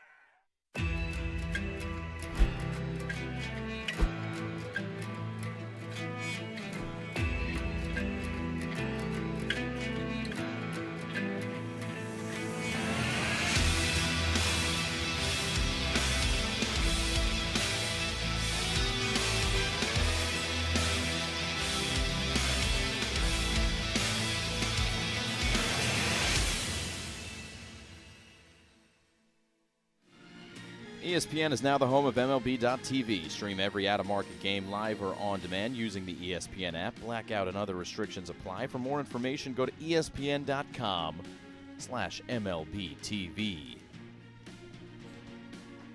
Bottom of the 5th inning, it is still Riley Flynn, number 5, to start her 5th inning of work. And she's pitched very well to this point. 75 pitches, just 3 hits, 2 walks, 2 strikeouts. And she's got Ellie Thompson, Abby Betancourt, and Macy Borowski. So that's 2, 3, 4 here in the midst of the 3rd time through the Brown order. And Thompson's been on base both times today without a hit by pitch and a walk, and had a big double yesterday. So she's had a really good weekend so far. Outside, 2-0. The winner of this game to face Columbia in another elimination game. It'll be... This one's outside, following the conclusion of this one, of course. If it is Brown who wins, it'll be 50 minutes between games, as Brown will have to change their jerseys. If it's Harvard, maybe 30 minutes. That's a strike, 3-1.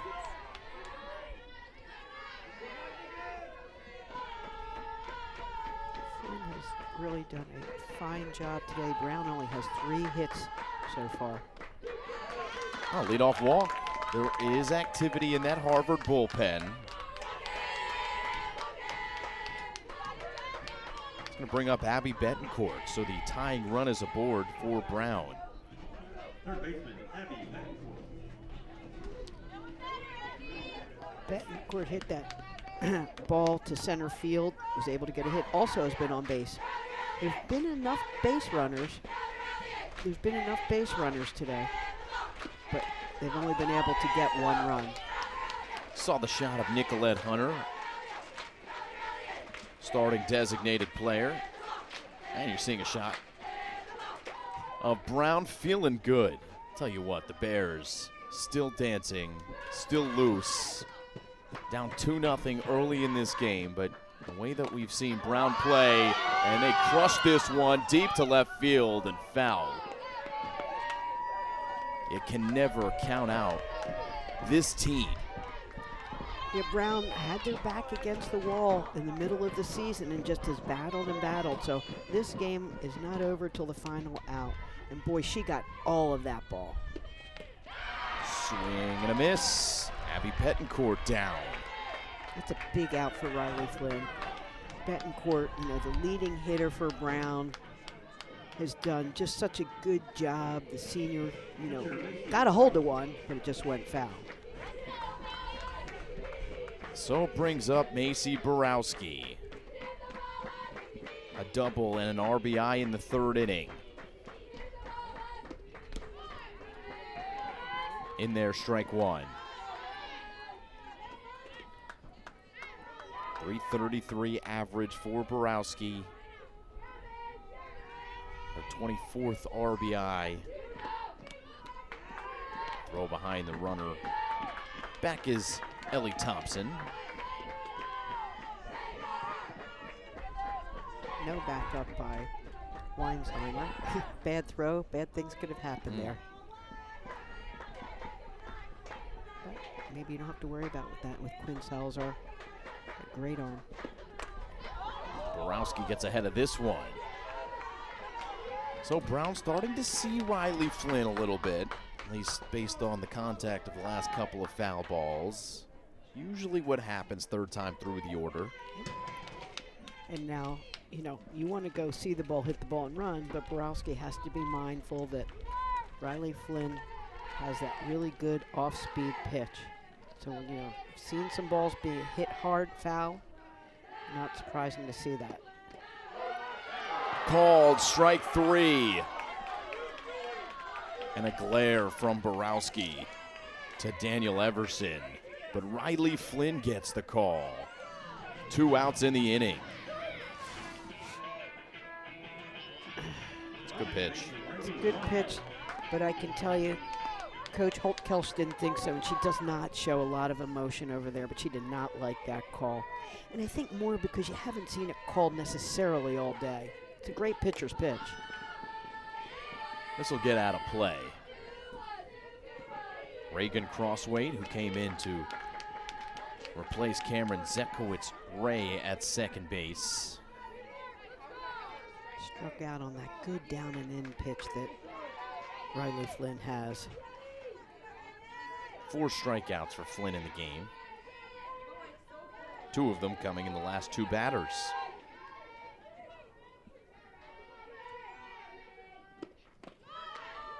Outside 1-1.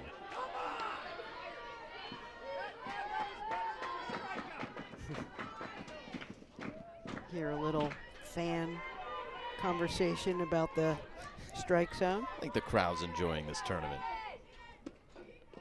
Off speed, didn't quite get there. 2-1. But a lot of good energy in this one, from the dugouts to the stands as well. Here's the 2-1. Up and in. Lily Burns on deck for Brown. Trying to figure out a way to muster another run across. There is Burns. Crossway doesn't have a lot of opportunities, but she'd like to be productive here, and she is. You earn a walk. Can't ask for more than that. You just want to get on base. Give Burns a chance to get a base hit. We've got Ellie Thompson at second. It's decent speed, although Brown is not a team that indicates their speed. And it'll be Thompson, who's actually pinch run for. So they get a runner in scoring position, and Brown opts to have Tori Ramirez come in to run for Ellie Thompson. Ramirez, who scored a run yesterday in a pinch run situation as well. You know, with 2 outs, you want to give yourself every chance that you have, that if you put the ball out in the outfield, you have a chance to score the tying run. Another long foul ball to the left side. And you know, if you're Riley Flynn and Quinn Salazar-Stewart, you just think it's a strike. It's just a long strike. But if you're Brown, you're thinking, okay, we're starting to time it up a little bit. We'll go right side this time. Tough play. It will fall, and a run will score. Brown has tied the game. Lily Burns finds open green. And she pops it up kind of that no man zone. Certainly not a hard hit ball, but everybody's running. There's 2 outs, and you see them going, and it's Crossway. No, wrong team. Finley Payne going for that ball and does everything she can. I think she did have the best shot of everybody to get it, but just couldn't quite get there. The fly balls to right field, I guess you could call that a fly ball to right field. Those have been the toughest balls, Cindy. The wind has kind of knocked them down, made things really difficult for those fielders on the right side. Payne, as well as Weinsheimer, on the right side there, and Brown somehow, some way has tied this game at 2. After trailing 2-0, the Bears have clawed back. And have a chance to go ahead. Got a runner in scoring position at third base with 2 outs. And this is a pinch hitter, Maggie Fox.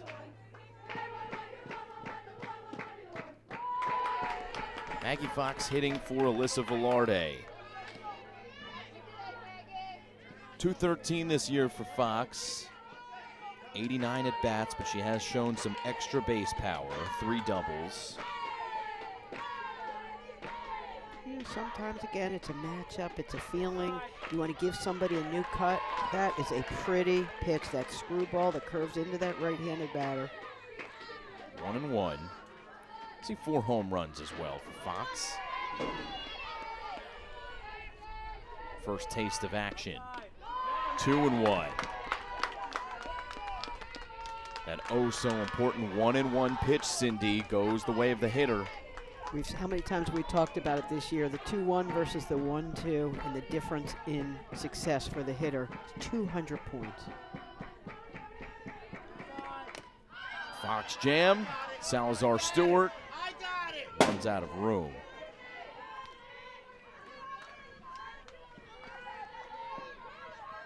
So Fox lives to have another at-bat, another pitch here. 2-2. Evens the count. And you know that Riley Flynn and Crimson want to just limit the damage right here, get out of this, and get a bat back in their hands, give themselves a chance to go ahead. Down low, count runs full.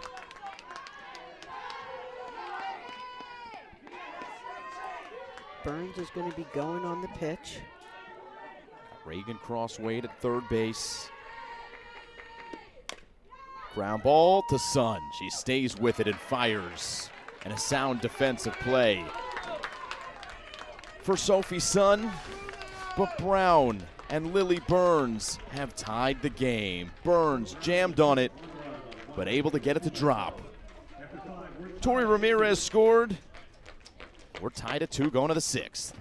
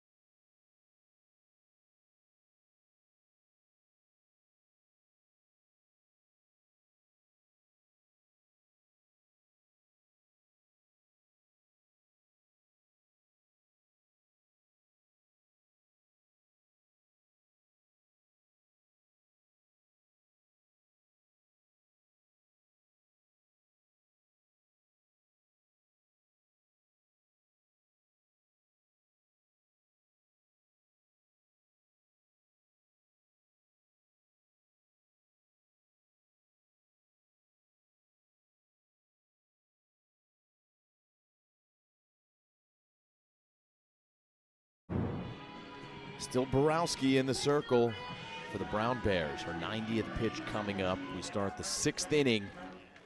And Brown with a little extra juice after finding a way to tie things up. You see the only Brown player on the All-Ivy first or second team this year. Leading the Ivy with 153 strikeouts. She's got 4 today. Also leads the team in slugging and OPS. So Macy Borowski continuing to carry this Brown team. Give them a chance as we have a pinch hitter for Harvard here to start the inning. Lael Ayala. So Ayala, number 21, who's hitting 189, gets the pinch hit. 14 hits on the year.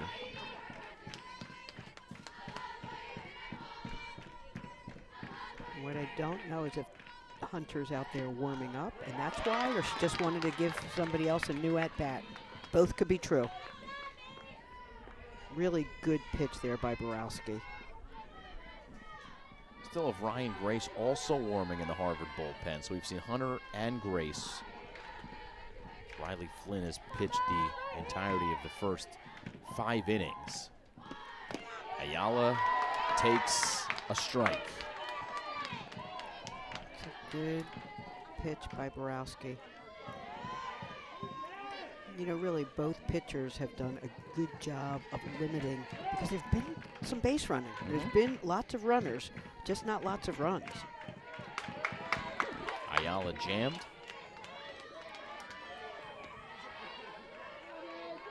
There's only been one 1-2-3 inning on the day, and that was by Brown in the 2nd inning. So there have been multiple hitters every inning for both teams.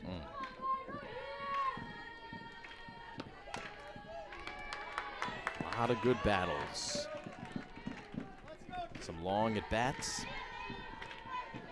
Not sure if this is quite how we saw this game shaking out, Cindy. But you know, in retrospect, maybe not a good call on my part. You've got good pitching. Pitching, there's a reason why you fail 7 out of 10 times as a hitter and you're considered really good. So the pitching has done their job, and for the most part, so has the defense.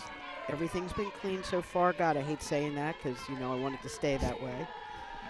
But, yeah, I mean, in retrospect, the pitching makes sense. It does. The pitchers, and there's some very talented pitchers in this conference. Borowski's one of them. Although the count runs full, Ayala putting together a good at-bat here. And, the one thing Borowski doesn't want to do right now is issue a walk. If Ayala's going to get on base, she wants her to earn it. Senior from Atlanta, Georgia. Ayala swings and grounds it to third. Betancourt makes the play. One out for Sheila Forbes.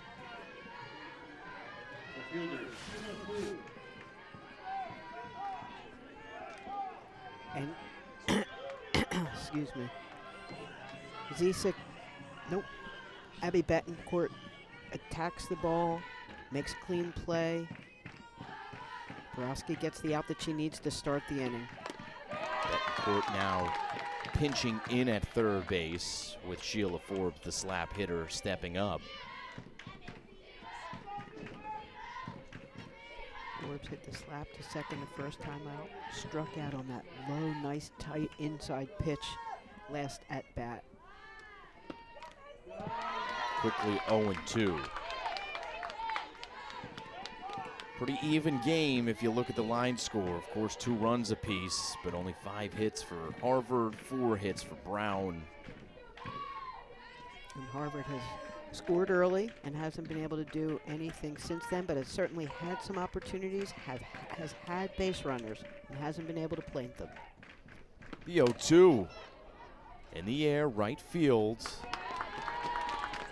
And the catch is Jasmine Shao. She was pinching in a little bit before coming back and making the catch. Right fielder playing a little bit in on the slap hitter. Was able to get around on it, but there's 2 outs. Weinsheimer has hit both balls to center, got a hit that first time up, is looking to flip the order. Number 9 is number 9 here. I'd like to give top of the order a chance. First pitch down low. Weinsheimer 1 for 2.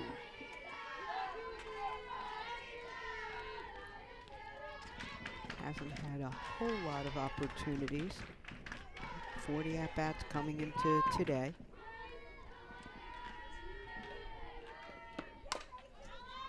Left field. Easy play for Kluss. And an easy inning. One of the few 1, 2, 3 frames. It comes late in the game for Macy Borowski. Bottom of the 6th. 2-2.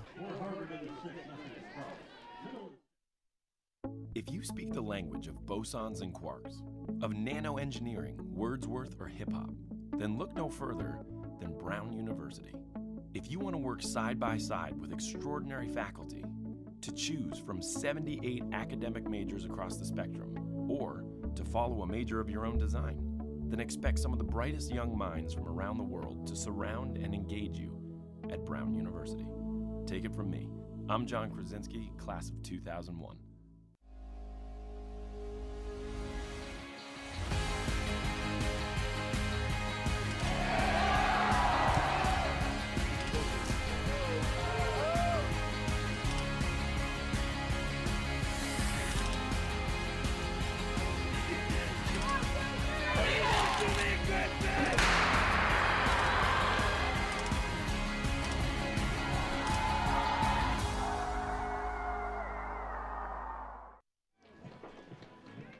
The senior from Phoenix, Riley Flynn, still in the circle as we start the bottom of the 6th inning. 5 innings, 4 hits, 2 runs, 4 walks, 4 strikeouts, 100 pitches on the dot. It's been a really impressive performance as Riley Flynn has grinded through this one. Former Ivy League Rookie of the Year, former Ivy League tournament outstanding player in that same first year in 2023 here in Princeton. And now in her senior season, she's giving Harvard a shot as we go to the bottom of the 6th inning. Brown tied it up last half inning that they were batting. And now they will send up Casey Kluss, Jasmine Shao, and Amanda Deng. That's 8, 9, and 1. And Riley Flynn has done her job. Give up 2 runs this late in the game. You've given your team a chance, and that's all you can ask of anybody. And you know the senior really wants to go out on top and do everything she can to live to play another game.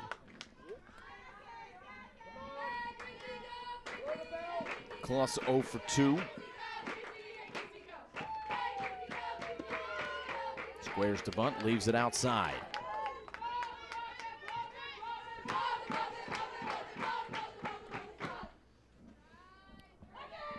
Kluss hit the ball hard, had a hard line drive to left in the first at-bat. Probably the hardest she's hit the ball all weekend. Count evens at 2. Now, Cindy, we've been treated to some really good games here, the first few. We've seen 3 games in the books. This is our 4th. Here's the 2-2. Left center field. This will be a lead-off hit for Kluss. And she will get into second with a stand-up double to start Brown's bottom of the 6th. And, you know, a slap. Watch what she does. The ball's just a little bit up, but she stays back. When you can slap and put the ball out in the outfield, the infield's in a little bit, puts it right where they're not, you know, right into that little bit of an alley. And, you know, she gives Brown a chance with nobody out to run her in, score, and put some pressure on the Crimson. Shao squares the bunt, leaves it low. I was going to ask you, Cindy, is this an obvious bunting situation? I think Shao answered my question. You know, and it's funny, the one thing I learned as I got older, it would be for me, but I wouldn't ask somebody to bunt who can't. You know, I mean, you think everybody should be able to, you worked at it, but the truth of the matter is there are some athletes who can't, but she sure does. Shao with the bunt down, safe at third. Wow. The slide from Kluss. First and third, nobody out for Brown.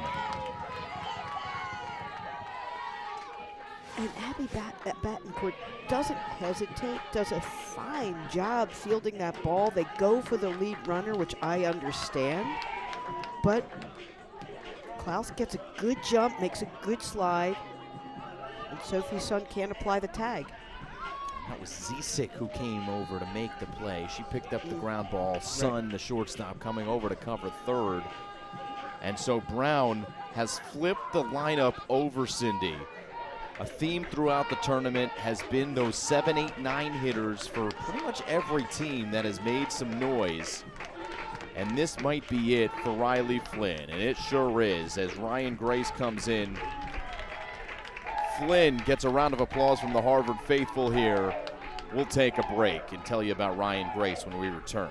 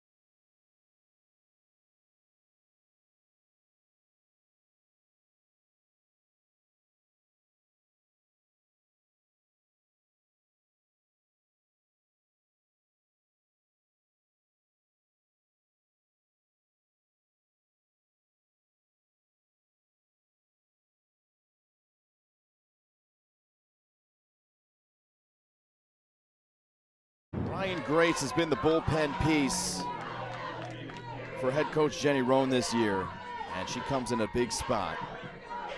Holding opponents to a .267 batting average, and the battle will be with the top of the lineup, Cindy. Amanda Deng stepping up. And senior to senior hands the ball off, gives Flynn a hug, and now she has a job to do right here to stop this without plating a run. First pitch swinging, foul ball. Grace and Harvard looking to turn the storyline around for the Crimson here at Cynthia Lynn Paul Field. As you see Deng's numbers, 1-3. Harvard, since this field opened a year ago, at the moment 0-6 here at the new Princeton Stadium. 0-2 in the count. She was looking, it was a safety, it wasn't a suicide squeeze. And if you remember, Deng, when she, I'm happy to say, re-entered the game, helped get that run-producing third inning going with that ball that she hit out to right center.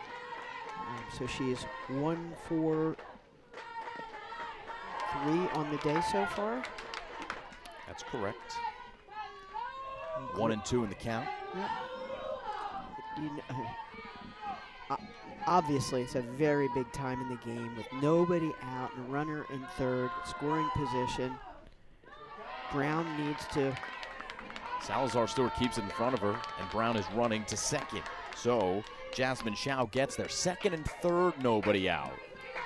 And now you have, obviously, queen of obvious, 2 runners in scoring position with nobody out.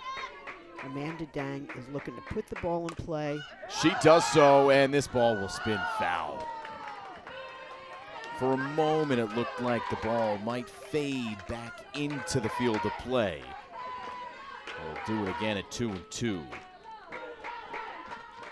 Would have been an easy 2-run scoring. Absolutely.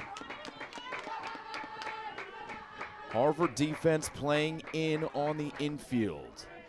Weinsheimer, and the outfield's coming in a little too. Yeah. They're going to make them earn it. Deng leaves it 3-2. Not going to let a little one fall in and beat them that way. If you hit it hard, hit it over my head, hit a ball in the gap, so be it. And I understand that decision. Try to make Amanda Deng earn everything she has here. Payoff pitch. Outside ball, 4 bases loaded.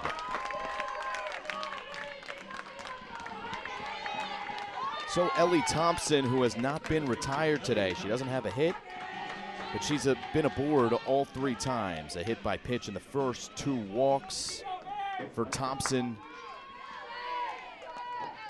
And now she's got bases loaded, nobody outs. And had a big double yesterday in that Princeton game to produce some runs. First pitch swinging, left center field. This'll clear them all. 2 runs are in. Here comes a third. Ellie Thompson has done it for Brown. She's going to head to third base on the throw. 5-2 Bears. The big swing for Ellie.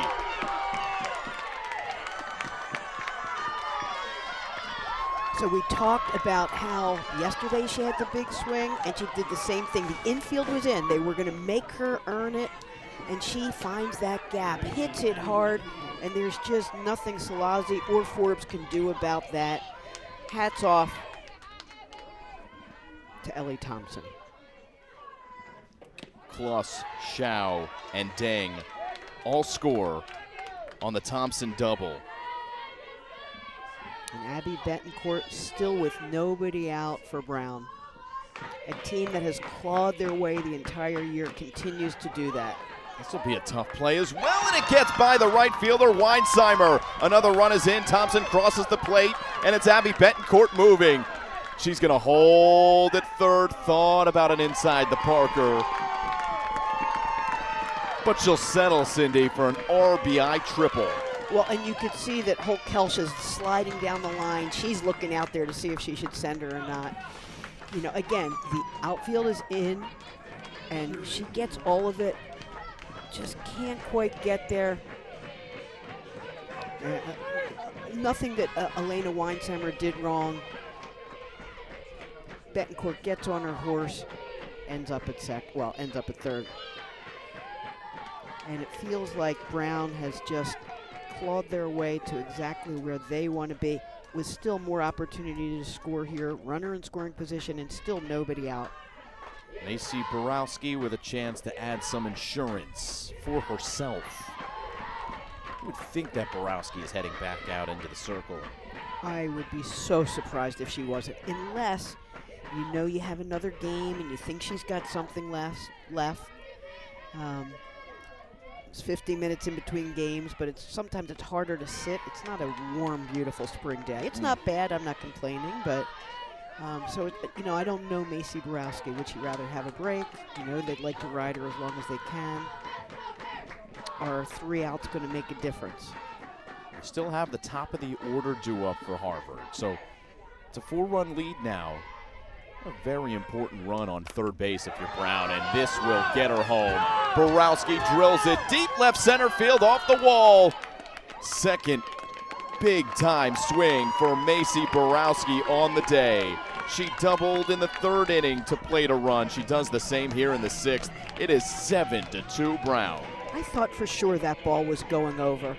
And I know it's the deepest part of it, but she gets the whole ball. And I think she thought it was going over too.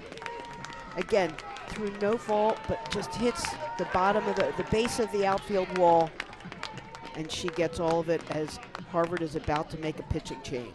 Make it 7 runs unanswered for the Brown Bears. Harvard scored 2 in the 1st, and that is it for the Crimson. That's also it for Ryan Grace as Nicolette Hunter is in the circle. She takes her warm-up tosses. We'll head to break.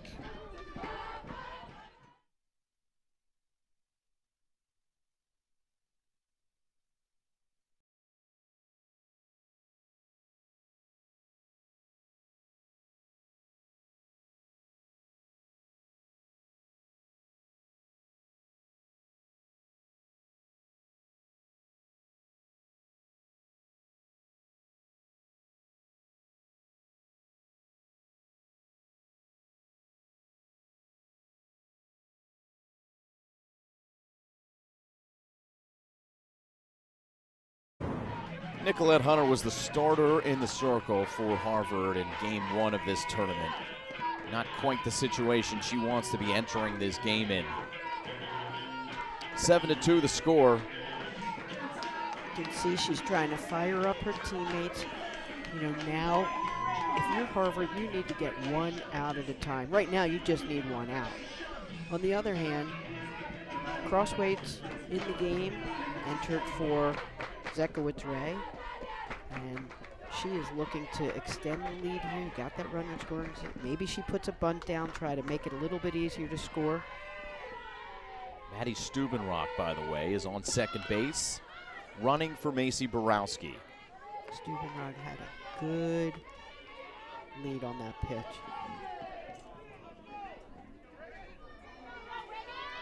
Crosswaite was hit by a pitch when she entered the game, struck out, and walked so far.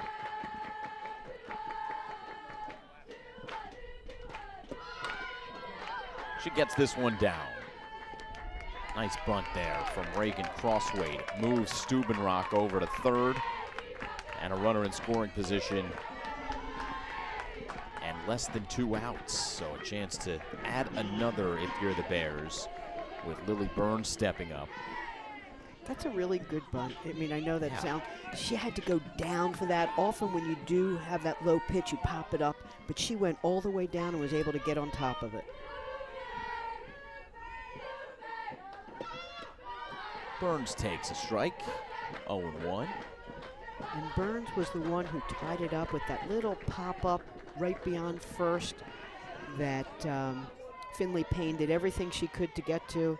And that was the big hit in that 5th inning to tie it up. Down low. 1-1.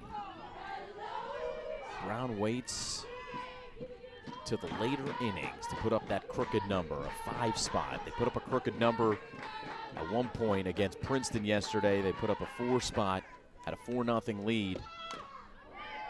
Obviously the Tigers came back to win that game, but the Bears have shown that in spurts they can really attack. And you see the spirit in the dugout now. They feel a new life here, knowing that they first of all still have a chance to score more and only need 3 outs to close the deal. Up the middle, that is through for a single and another run. Lily Burns sends Stubenrock home. 8-2 Brown. And we talk about hitting being contagious.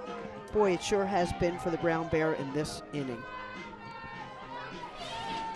The infield's in, trying to stop the run, and there is just nothing that Sophie Sun could do about that.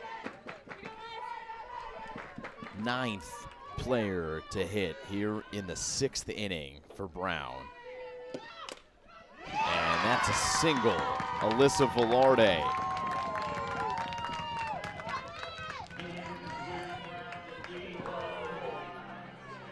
First hit for Velarde on the day. First and second, still only 1 out. And so now, if you're Harvard, I would be playing my infield deep here, try to knock everything down, don't let anything sneak through. Got to get an out here and stop the bleeding. Well, Casey Kluss started the party here in the 6th inning with a double and a run, and she will be pinch hit for. So we've got a new Brown face, and this is Jamie Ketter.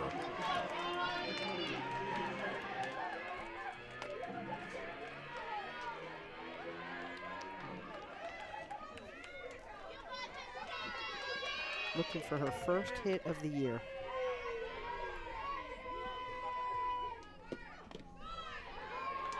Great opportunity for Ketter to get some run. Yep, joined the party and has only had 6 at-bats, 6 official at-bats right now. Has earned a walk. Coach Holt Kelsch is just trying to give Ball grounded to the right side, and there's an out. Yep. Runners will advance. You give a hitter an opportunity there.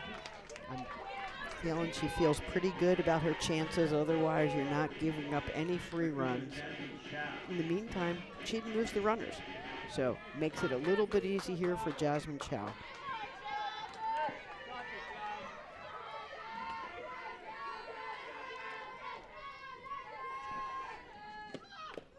She put that sack down, well, it was supposed to be a sack last time, and Harvard went for the out at third and wasn't able to complete it.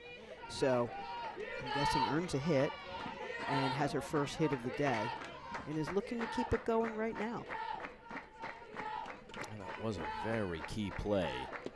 It really was. Think back to Casey Kluss at second base, the slide around the tag at third. Zisik, the third baseman, he can't falter. She didn't hesitate to go to third. You're trying to be aggressive. Brown already with that leadoff double. Credit the base runner in Casey Kluss. And of course, credit Jasmine Chow for getting that bunt down. It's the little things that make a difference. They don't show up on a score sheet necessarily, you know, not a big hit, but that really led to that huge inning. So if you get an out there, whether it's at first or third, it changes the whole outlook. Ground ball to third base. And Zisik makes the throw. 6-run advantage now for the Brown Bears. After a 6-run, 6th inning, the big swing, Ellie Thompson. 3-run double to put Brown up, and they are looking to finish the job when we return.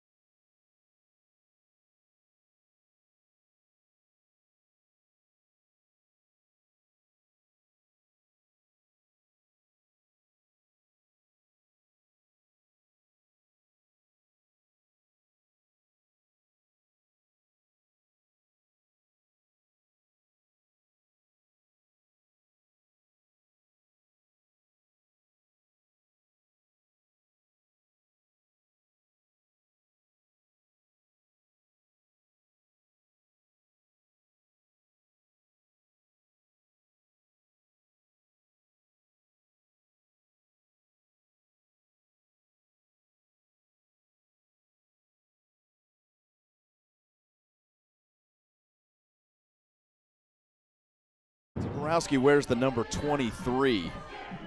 Tell you what, she's been playing like Jordan, carrying this Brown team on both sides of the plate.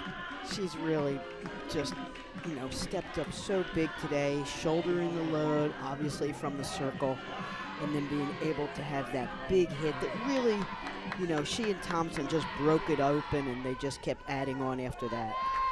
Top of the order for Harvard, with Borowski delivering to Salazi. It's been a frustrating tournament for the Harvard Crimson in this game until the last half inning. But still, Harvard will not go down quietly. No, absolutely. They give you all those outs. They give you 21, you're going to take them all. There's a strike to Salazi. Salazi, who has walked, struck out looking, and put a little drag bunt down in the second at bat.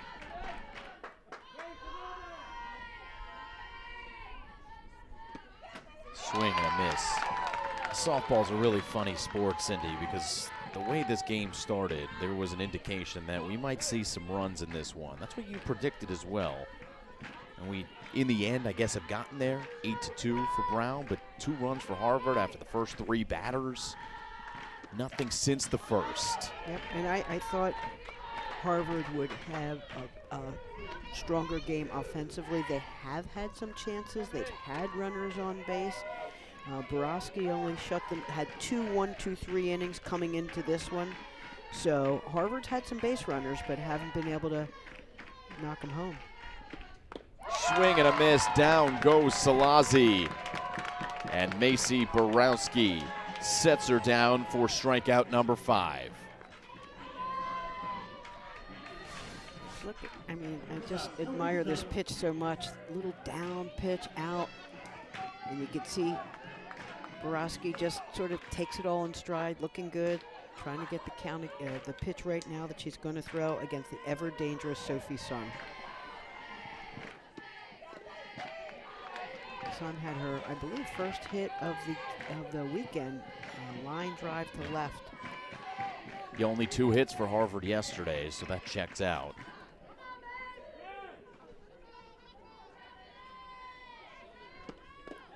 Sun is such a good hitter. One of the people that she admires and loves to watch every swing, Shohei Ohtani. How about that? You gotta love that. And who does not love him? Well, if you're not a Dodgers fan, I guess, but in terms of just his ability. And Sophie Sun is very similar. Even, I don't care quiet weekend or not, she's had a terrific year.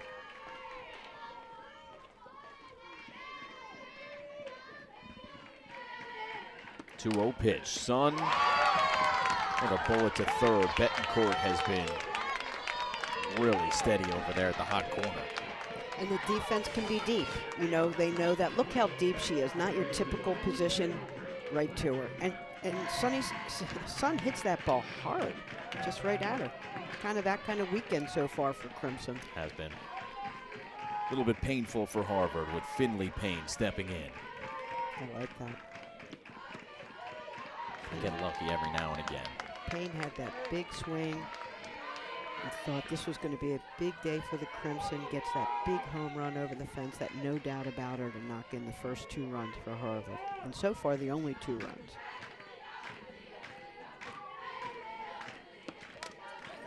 Oh, 2. Down to the final out of the season. Maybe the final strike of Finley Payne's career. Great career for her. All Ivy across multiple years. Hits a 2-run home run in the first here in a big spot.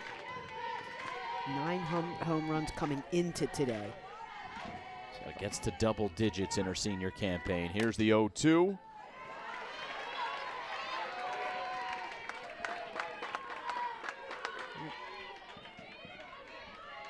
You don't get to be as successful as she is and care about the score here. What she cares about is getting on base. Mm-hmm.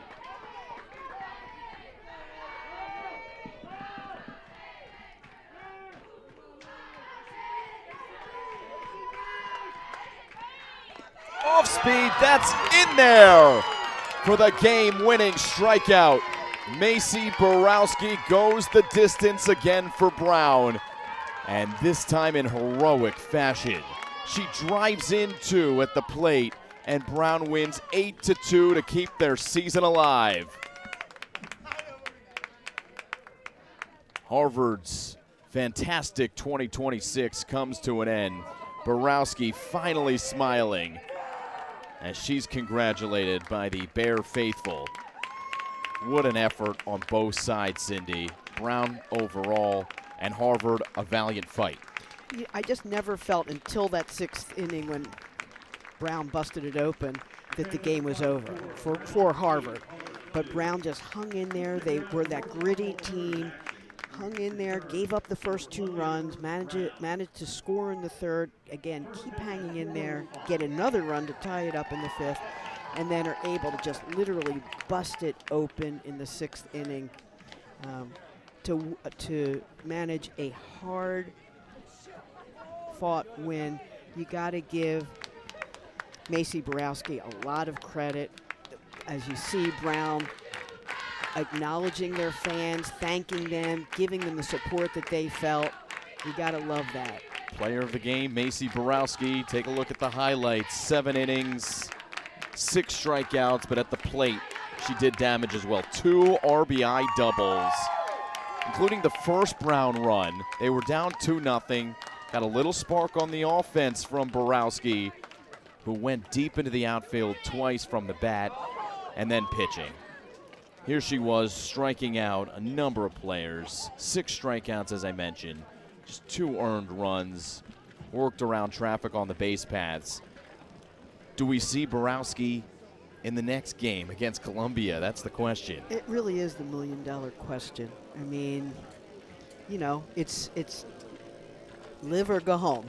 So, you know, it's going to depend a little on how Borowski feels, what happened when they played Columbia early on, and how everybody's health is in the rest of the bullpen. That's the really big question right here, because we know who we're going to see pitching for Columbia. I don't need to see the lineup card. I'll be shocked if we don't. Let's put it that way. Mads Lawson is who you're referring to, the freshman. We'll see what that pitching matchup is. 4 o'clock, approximate start for that elimination game to come. Big swing from Finley Payne and Harvard, but that was it for the Crimson. Shut down after the first inning. Brown comes from behind to win 8-2 behind Macy Borowski. Brown and Columbia in an elimination game coming up next. Cindy and Simon back with you on the Ivy League on ESPN.